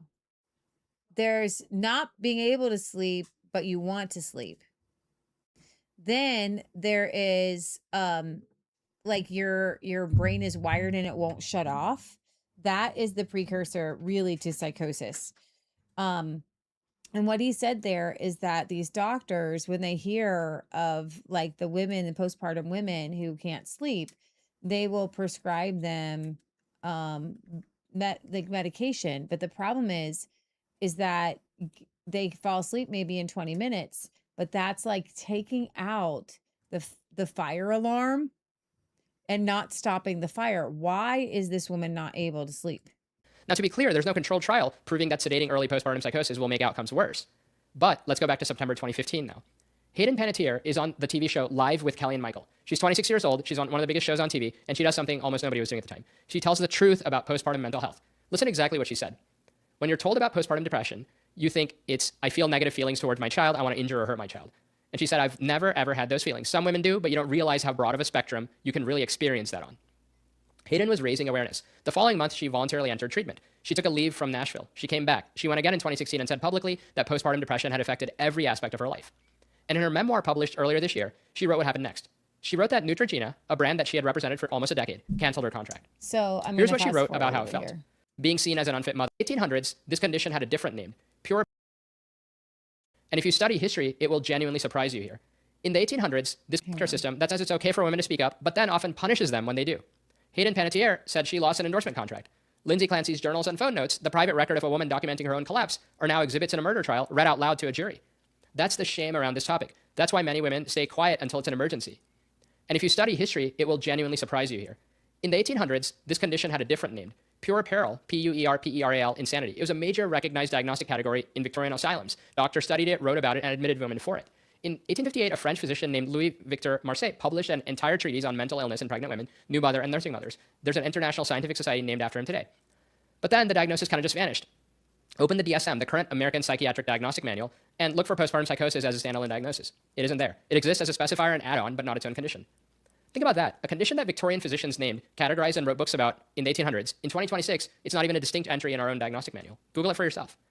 So there are major consequences that result from this. Some psychiatrists can even complete their entire training without even encountering a single case. And when doctors testify, as Lindsay Clancy's doctors did, that they never observed mania or psychosis in her, that testimony has to be weighed against a hard question. Were they even trained to look for it? I'll give you both sides of the issue because the prosecution's position is that her provider saw her repeatedly and saw no psychosis. That's evidence for the jury to determine. Now let me address the objection that some of you may be thinking, that these two women's situations aren't the same. The strongest version of that criticism comes from Dr. Susan Hatters-Friedman, a professor of forensic psychiatry at Case Western Reserve. Her warning is that media only covers maternal mental health when violence is involved, and that the public then fuses postpartum with meaning dangerous. Her fear is that women watching this will see themselves in the headline and decide never to tell anyone because they don't want to risk losing their kids. I think she's partially right, so here's how to handle it. Postpartum depression and postpartum psychosis are not the same condition. Postpartum depression roughly affects 1 in 8 mothers. It's common, treatable, and does not make a woman dangerous. Hayden Panettiere had postpartum depression, and she said explicitly for a decade that she never had thoughts of harming her children. Postpartum psychosis is rare, somewhere around 1 to 2 per 1,000 births. It usually strikes fast, often within the first 2 weeks, and it is a medical emergency, almost like a stroke or a heart attack. The link between these two women is not what actions either of them did, but they were both prescribed the same type of drug, and they both navigated a totally broken mental health system that didn't properly support their own mental health care. And even in postpartum psychosis, the fear is sometimes overstated. The researcher Ian Brockington, who studied these cases for decades, found that the rate of harm to children was under 1% of episodes without overt depression, and he specifically cautioned that the risk has been exaggerated. With prompt and specialized treatment, the prognosis for first onset postpartum psychosis can actually be good. Now here's a number I've been building towards this entire video. In August 2024, researchers Quire, Suleiman, Telsiar, and Liu published a study in JAMA Network Open counting perinatal psychiatrists across the US, doctors specifically trained in mental health during pregnancy and after birth. 21 states have fewer than 1 perinatal psychiatrist for nearly 5,000 births. Nationally, the Maternal Mental Health Leadership Alliance estimates fewer than 500 such psychiatrists in America that are formally trained in reproductive mental health, against roughly 800,000 women a year experiencing maternal mental health complications. Now compare that to the UK.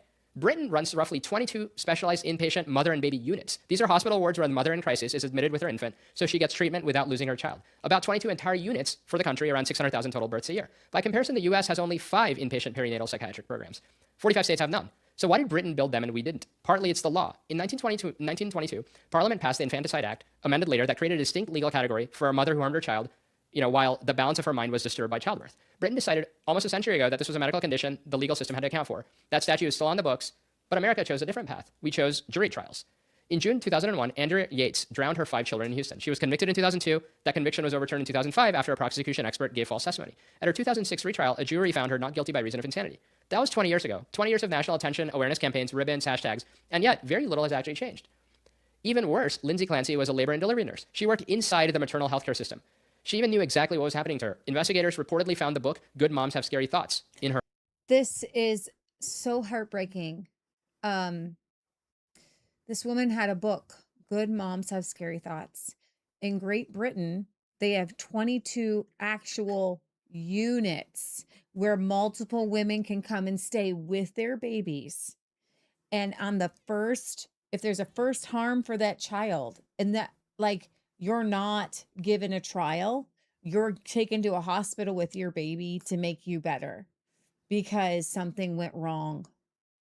Something went wrong in your brain and we need to help you through it. The UK, Michelle, you missed this part, but in UK, they have actual wards where they have mothers who actually harm their children go and get help. Wow. And Lindsay Clancy knew what was wrong with her. Yeah. And she was trying to get help. Yeah. In her room is a book called Good Moms Have Scary Thoughts. Oh, wow. Her home. She told her family that she was sick. She tried to seek help. Her family she was sick. And according to testimony that was presented, she was discharged from one facility after a single day and denied a higher level of care at another because she couldn't demonstrate that she had a specific plan to end her own life. So she was denied a higher level of care because she's saying, I want to commit suicide. But I don't know how. But I don't know how I'm going to do it. You know, it's hard to kill yourself. But you know what's even worse? So then she decided to go and look how. Yeah. Well, they're telling me I need to go look and see how to do it. Unbelievable. Wait, what do you mean? You never tell a person who's saying to commit suicide, well, you need a plan. Come back with a plan. Oh my God. We'll give you help if you come back with a plan on how you're going to do it. Unbelievable. The defense in the Lindsay Clancy. Go back to this one. Things were noticeably really, really concerning by this point. But Patrick said sometimes it was hard because Lindsay would be severely struggling one minute, but then playing with the kids and seemingly happy the next. That's psychosis. Michelle and I were kind of running. I'm not going to diagnose this gal from a chair, but schizophrenia comes on in the 20s and 30s. And we did do a little Google search, as good as it can be. And you can have, for people who are prone to maybe having a schizophrenic break, the postpartum hormones and the sleeplessness can cause your brain to enter into psychosis. Right. so it was really hard to navigate. Lindsay spent 5 days in a psychiatric facility in early January 2023 and was released in time for Cora's birthday party on January 7th. And by January 24th, he actually said Lindsay had been having one of her best days. She had taken Cora to the pediatrician, then she was outside building a snowman with the kids. All was well, at least he thought. Patrick and Lindsay had been talking about getting takeout for dinner that night at a restaurant called 3V. So when Lindsay texted him at 5:15 p.m. asking if he could go pick up some Pedialyte at CVS for Cora, it was like, yeah, no problem. He could grab the medicine and then go pick up their dinner. Now, if you are chronically online, like me, or even remotely watching videos about the Lindsay Clancy trial, then you know that I'm going to skip the part about the husband and maybe possibly, because I don't think he did it. So, and then there are a lot of crime junkies who think that he did. So. At Fordham School of Law in New York, and she focuses on running a criminal defense clinic. She's also a former assistant U.S. attorney. And she says you have to remember what you hear and read online from people putting their watchers and sleuths online. Someone isn't criminally responsible for the killings that their own legal team says they did. But in this case, with the concerning testimony we were about to hear on the stand from the doctors who saw and treated Lindsay during her mental demise, and what Lindsay reportedly said herself, I think the insanity defense has momentum. I think it does too.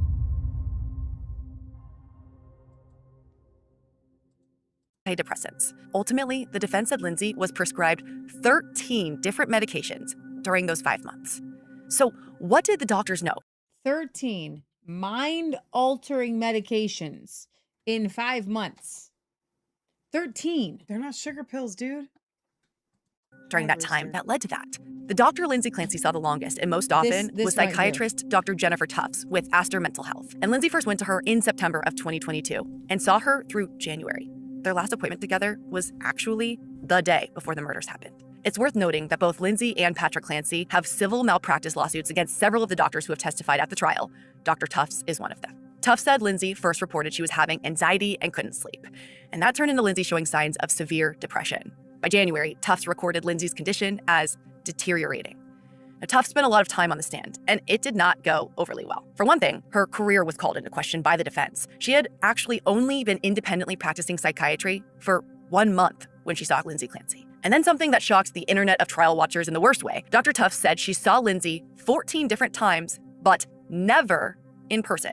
These were only virtual appointments, no longer than 25 minutes, which was criticized by Lindsay's defense team as Dr. Tufts watched Lindsay's condition go dry. This woman is wanting to commit suicide, and this woman saw her for 25 minutes. She didn't see her. This woman needs to be disbarred. She had to practice for 1 month. This is what happened. So in September of 2022, this woman here diagnosed her with generalized anxiety and prescribed a low dose of Zoloft.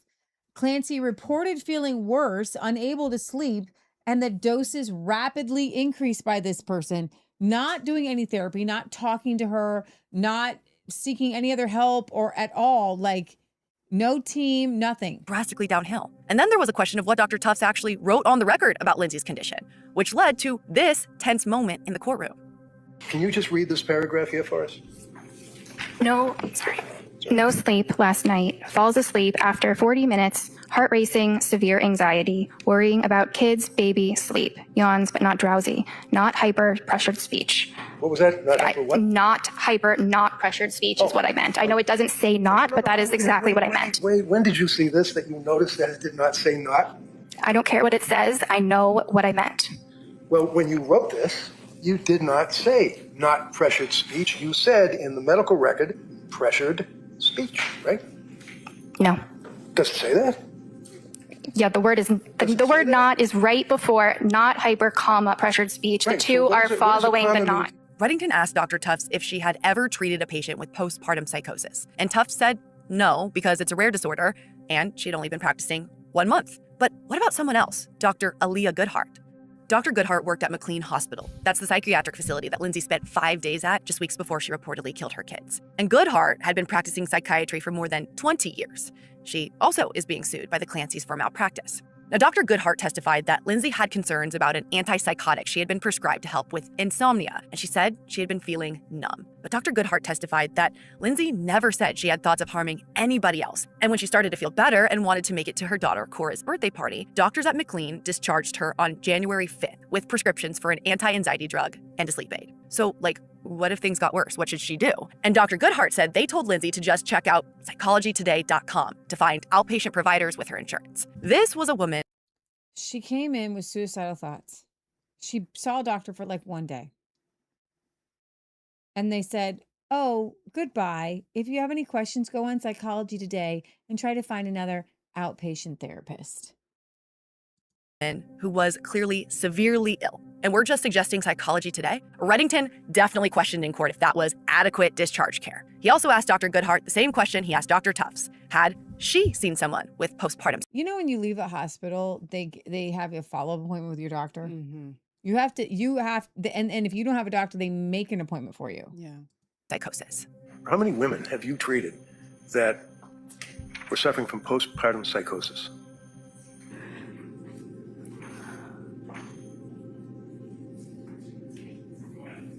I don't recall. I don't remember, but I think it would stick in my memory, so I don't think that I probably have. You don't think you probably have? I don't think I have. So neither had seen someone with that condition as the defense claims Lindsay has. And then you have the other part to the medical care equation. These doctors and providers didn't know how others were also treating Lindsay Clancy simultaneously.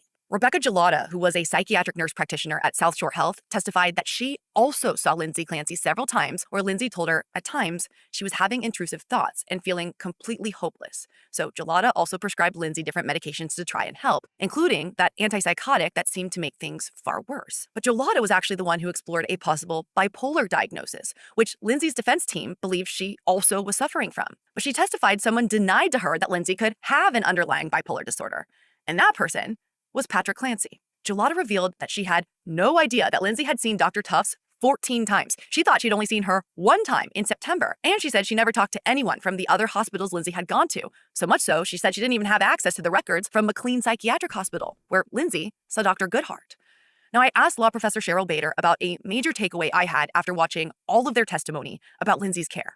One thing that I noticed is watching these witnesses for the prosecution, in a lot of ways, it seemed like their testimony actually aided the defense in terms of the massive amount of medications that were taken, the miscommunication or non-communication between all these different providers.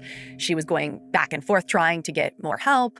And is that detrimental for the prosecution to have these witnesses that you're calling for your case? But then it seems that almost what they were saying was actually helpful for Lindsay's case. Yeah, I think that the prosecution has to call certain. So I'm going to pause that real quick. I'm going to come right back.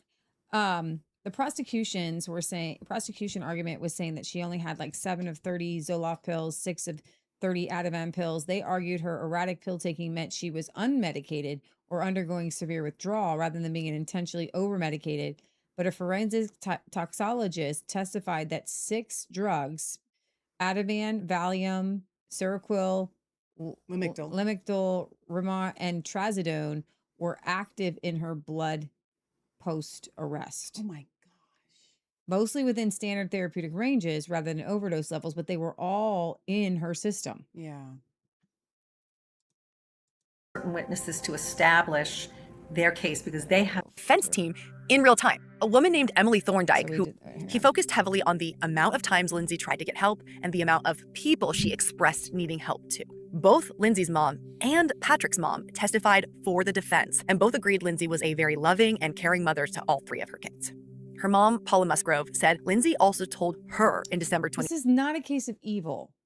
When you killed these women's grandchildren, your ex-husband's grandchildren, and your mother-in-law is a witness for your defense because she knew you. She knew you. Mm-hmm. And this is what I really find disturbing is the right and the Zero Hedge article, which was like, evil is in this world. We can't just let evil go. And when I'm hearing that, I just feel like that's not the argument to be had here. 2022, that she had thoughts of harming the kids. And she recalled they had a lot of these texts back and forth daily for months, where Lindsay would detail the highs and the extreme lows of feeling better than worse as she navigated her mental health.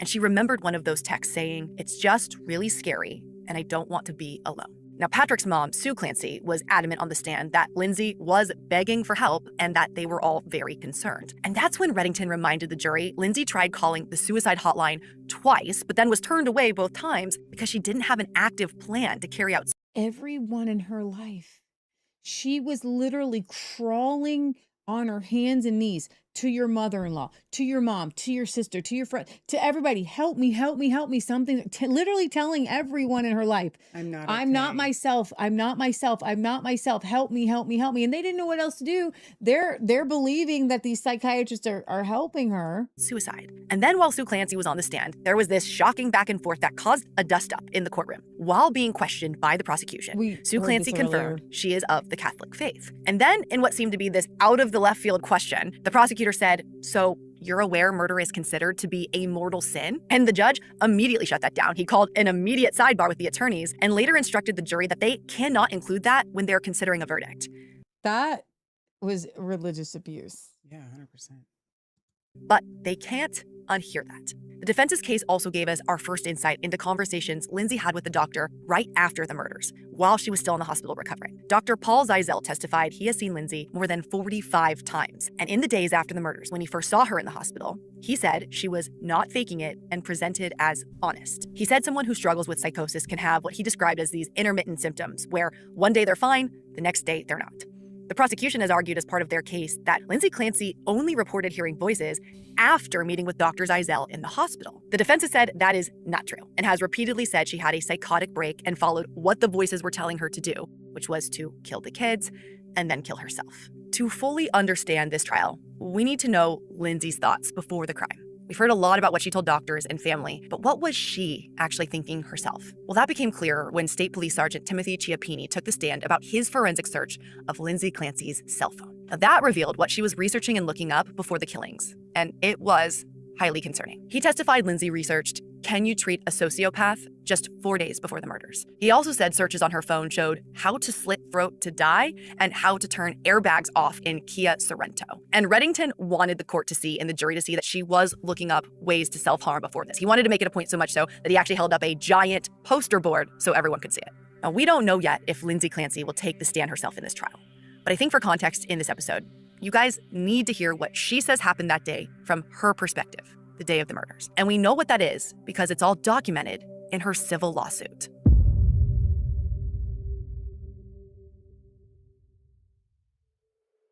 Lindsay Clancy remembers January 24th a little differently than just taking Cora to the doctor and building a snowman with the kids. Her civil lawsuit alleges she woke up with suicidal thoughts, and those continued throughout the day.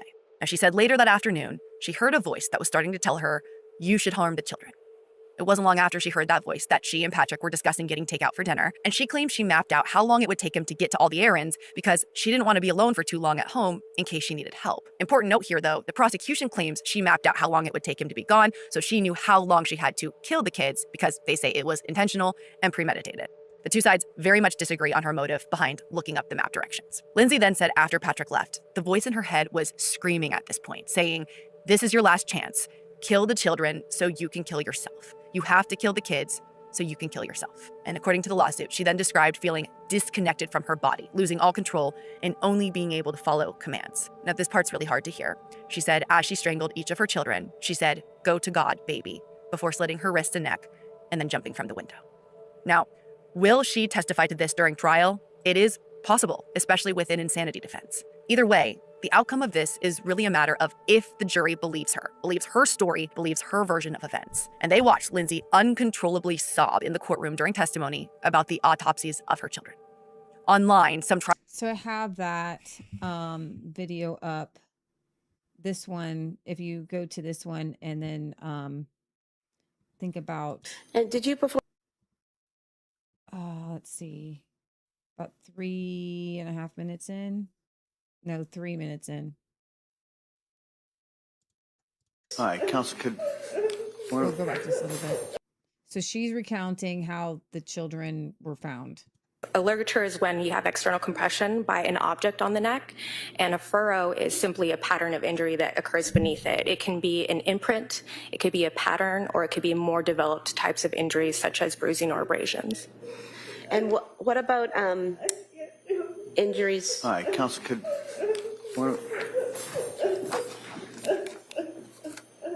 We're going to take a break this time, all right? Court, all right. Judge, close your notebook. Place them on the chairs, please. He's feeling.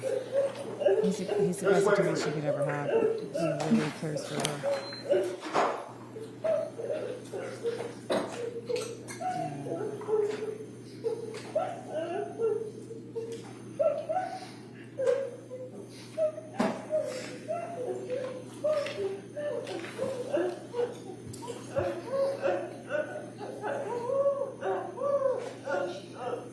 Here's the thing. I'm going to There's pause a that. kind of a. You're about to say what I'm about to say. Say it, So, you know, I don't care how many Hollywood movies you've seen. We all know when someone is legitimately crying, like you can't breathe, and it's felt, right?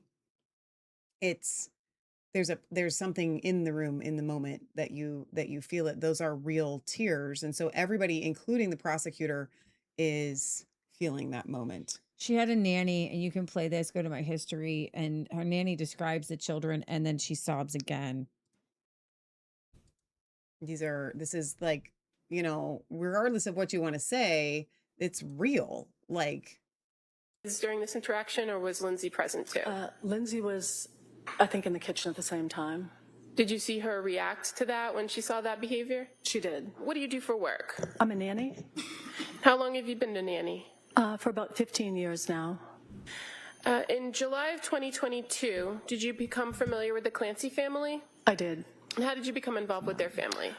She was very Fresh Mart, which was a little children's supermarket. She was lovely. Not at all. I was only with him on a handful of occasions. Did you ever see Dawson kind of interacting with his siblings, with Cora or with Callan? I did. And did you see anything, or could you tell us a little bit about Dawson's interactions with them? Cora and Dawson played well. There was one occasion in the kitchen where they were playing in Callan. And she saw that behavior? She did. And what was the reaction? What did she do? She went over and removed Callan. She removed Dawson from the room and came back and consoled Callan. Okay. And eventually, did you see her go back and kind of talk to? So just, there was a stream of people. I don't think I have this video and we're going pretty late, so we need to sign off. I don't know if I have that video. There was a stream of friends that came up to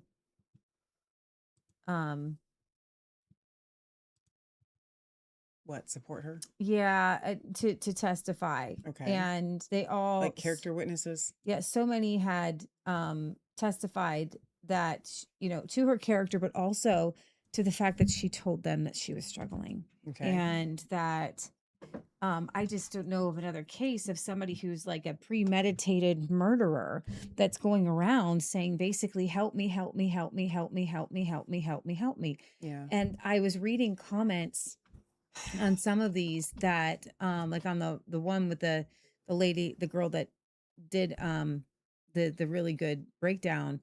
One woman said, like, this kind of happened to me. I was having postpartum like issues, and I had thoughts about my child, of harming my child. And luckily my mother-in-law came in, she took over, I got sleep, I got through it, and I raised my child, and I love my child. I just feel like needs to be, what's not happening is this needs to be a conversation to where there are bad people.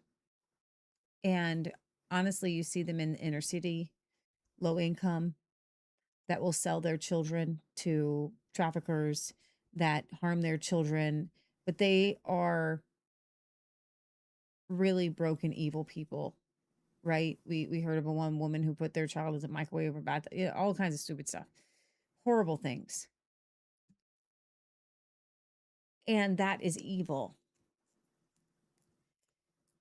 This woman heard voices that said, you need to kill yourself and you need to kill your children. And what we haven't really discussed and nobody's discussed is a demonic element. 100%. And the demonic element of when you're adding in these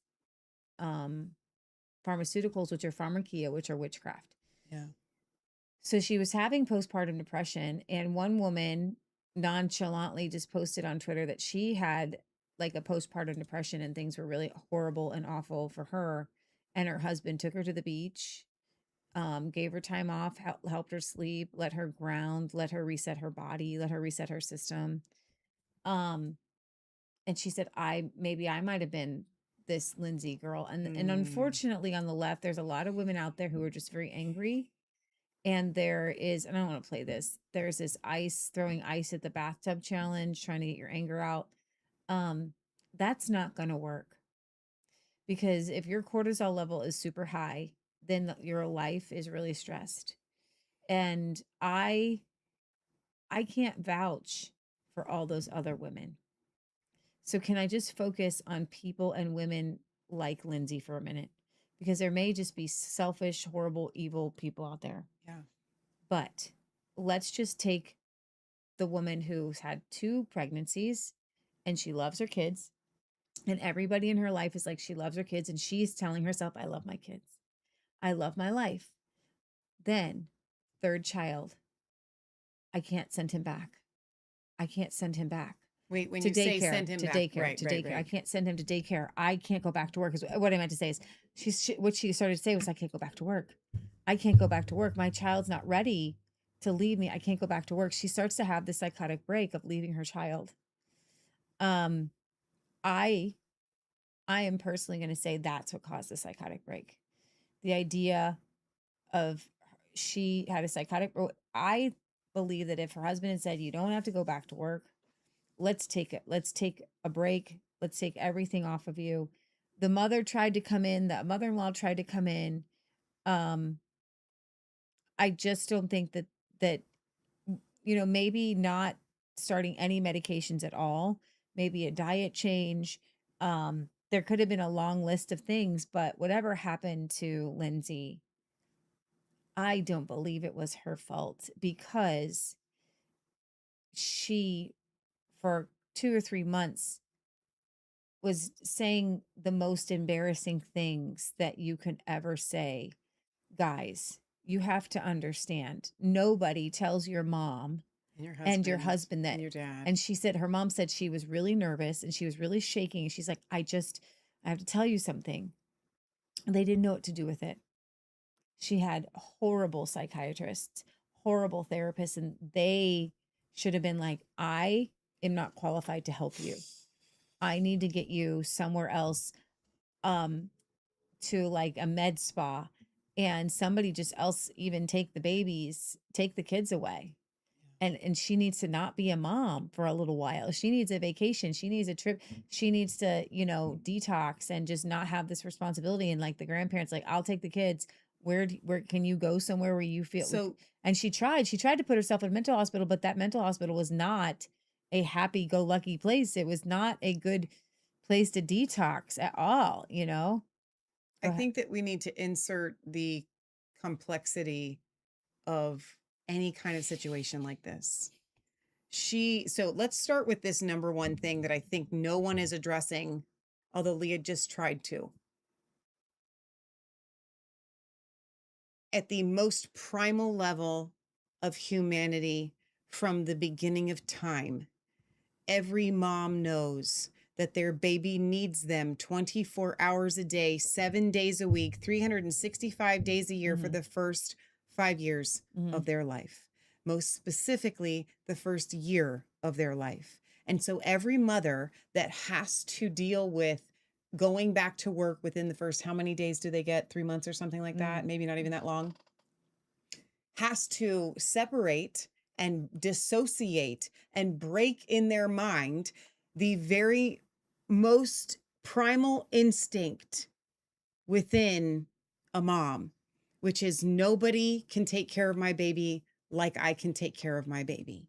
And no mother should ever be forced to have that separation. It is an unfortunate part of society that 2 parents have to have an income, or you have to have a 2-parent income. It's like, so I agree with Leah, but I wanted to take it a step further. Now, so when you say they should have taken the kids away from her, if you put it in real life scenario, she thinks she's the only one that can care for her kids. That was the whole problem. Well, So, no, because she put herself in mental hospital, and I was reading some comments. This one woman was like, I was glad for somebody. I knew that I was I know, but probably- I'm saying I think that that's why they didn't do it.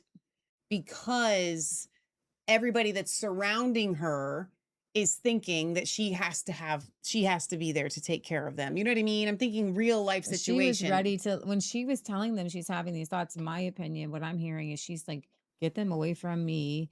If you can, I'm not safe. If somebody, I'm just saying in real life situation, that's what they other probably people didn't think that was an option.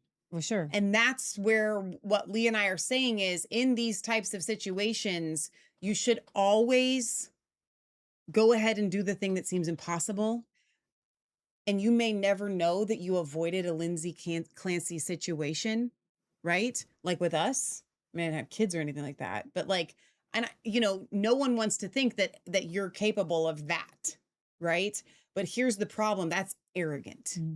Because with a mental break that you cannot control and drugs that you cannot control, no one can say that I would be able to overcome a mental break or I would be able to overcome 13 drugs in my system and that no matter what, I would never. That is arrogance at its highest peak. Okay, now you can say in my right mind and without any drugs, I would never, right? That's a very fair statement that all of us are allowed to hold to that. But we're not looking at that situation. It's kind of like you look at these prostitutes that get addicted to drugs and you look at the kids that get raised to become like those murderers in Africa and stuff. I'm not going to make a judgment call on what should happen to Lindsay. I'm not there. I'm not in the court. I have not heard all the testimonies. I have not heard the trial, whatever. But what I am saying is everybody else, you need to sit down. Because you making a judgment call saying she's guilty as sin and she should, hang them high, the evil does exist and she's the epitome of evil. You don't know that. You don't know that. That's why we have the court system that we have, which is a failing system. It's not that great. But you can't just sit there and say on the outside, I know for a fact. Now we can make kind of like this is what it seems like. And I will say that looking at the testimony of the family that has said this was Lindsay her entire life, she never showed any symptoms of being psychotic. She always loved her kids. We can go back to a very specific date and then everything spiraled and she went to everybody and their mother and their brother asking for help and did all of the things that were required of her and requested of her. And then she was turned away and let down at every corner. That does speak very loudly to me. And those are my final thoughts on tonight's show, which we do have to sign off soon. And what was interesting is that the preschool teacher for the Cora, the day before the thing happened, or no, not the day before, it was why her mom Cora was in is the one of the hospital. children. Yeah, had said to her that she missed her mom while she was in the hospital, and I think that it's like these kids loved their mom, obviously. And yes, Cindy says, yes, there is a demonic component to this sad situation. And with the multiple mind-altering drugs, it's not good for any mother. The medical providers failed her. So I just hope that we were able to bring just a little bit to this story that is different from the conservative megaphone, which is she's an evil mom. She killed her kids. It's over. I just don't think that that's the case here. And I don't know why they feel the need to do that. Like, why not have the nuanced conversation? Why not?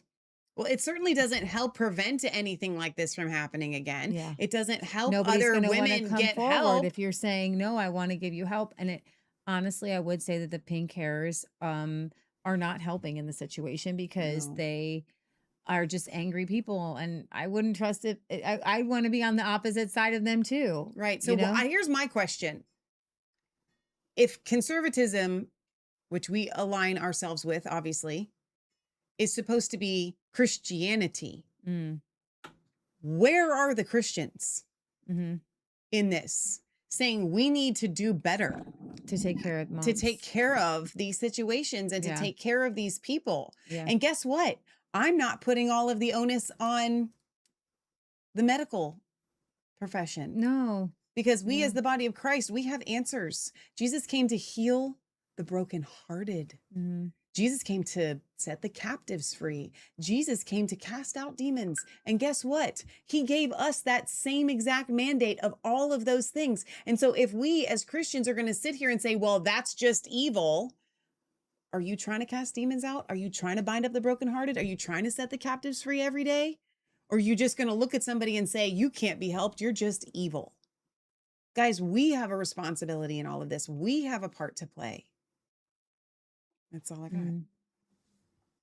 Wicked Psych says she may be able to help other women going through the same thing if she doesn't go to prison, but I still don't know what the outcome of the trial would be. I agree. I don't know what the outcome should be in this either. I don't, because I do believe that if you are a danger to society, then even if you were insane, you still might be insane, even if you plead insanity. So I don't know what the answer is in this. I think that if I were put in a position to have to come up with an answer, I would just pray to God like Daniel did to get the interpretation of the dream of the king, because I think that the answer in this needs to be divine. And so that's what we're going to do. So we're going to pray. God, I just thank you that you know all things and that you see all things. I just pray that you would convict those that are trying to cast judgment on this from their armchair quarterback seats. And you convict them and that they repent. Amen. And that they get on their knees and their faces before God and they say, God, we don't know what the answer is here. You need to help society and you need to help those in Plymouth, Massachusetts to be able to make the right decision. So Father God, none of us knows what should happen to Lindsay Clancy, but you do. And so Lord, I just pray that you will see your Holy Spirit go into each and every single juror in this case, and that you will speak to them, and that divine justice, whatever that is, will be the outcome in this case. And Father God, I just thank you that you do have the little children, that you do have these children with you, and we praise you for that. But their mom is left behind. Their grandmothers are left behind. Their dad even is left behind. Their aunts and their uncles and their family friends are all left behind trying to grapple with this.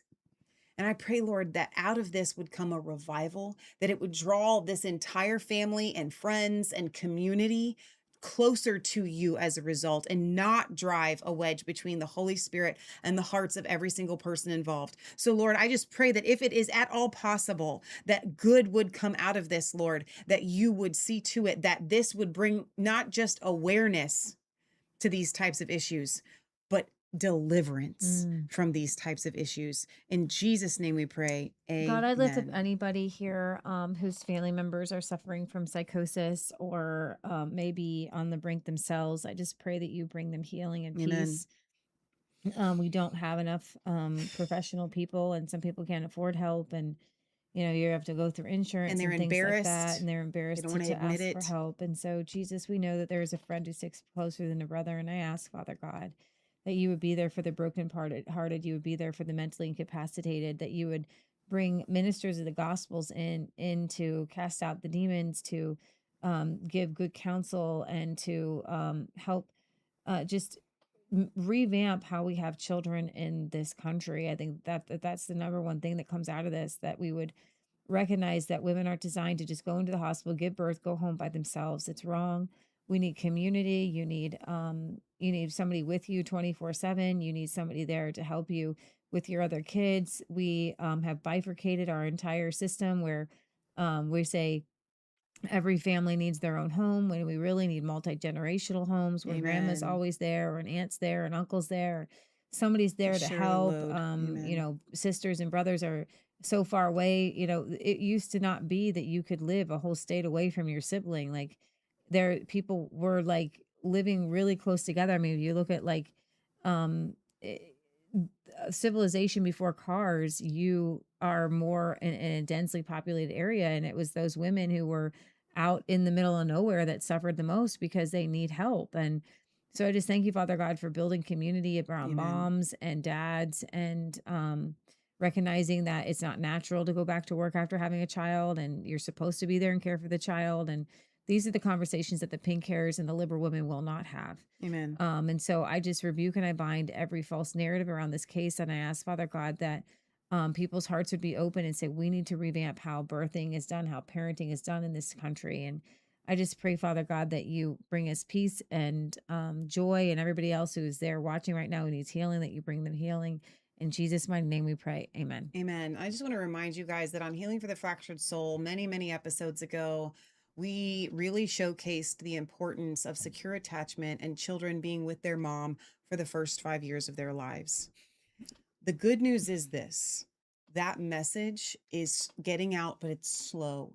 And so we need, as a society, to make that a priority, to just as much as we would if you want to preach to somebody about eating clean, exercising, getting the chemicals out of their food, all of those things. We need to start preaching and ministering and letting moms know that not only do they have the right to stay home with their children, it is they need to. It is required. Their child needs it. Yeah. And they need it. I think we need to make that Did a you priority. want to do an advertisement of any sort? You took off the $10 off on this. The No, hair it's serum. still there. No, I tried it the other day. It's Oh, not it must there. have expired. It expired. I'll redo it. So the Well, hair we can do serum, another sale. I know, but I just put it in the email that would still, so I'll keep that going. Okay. The problem is that because of tomorrow and our craft show, I don't know that I'm going to have time to put another sale together. That one I Okay. can probably just go Do in we and have extend comments it. that need to be read? 8-Ball says, thank you, sisters. And he paid for this comment. 8-Ball, thank you. It says, thank you, sisters, and everyone else here. God bless y'all. Have a blessed night and 8-Ball, you are weekend. so sweet. Nana says, the Holy Spirit is the best counselor. Amen. You guys are like me tonight. Not a lot of comments. Cindy says, preach, Michelle. Christians need to speak into lives. We can do better. We absolutely can do better. Yes. Hot Diggity Dawn says, preach. Life and death are in the power of the tongue. And Amen. just if he had been a Christian and a praying Christian, my wife is sound-minded. God, I think you're showing me where to go.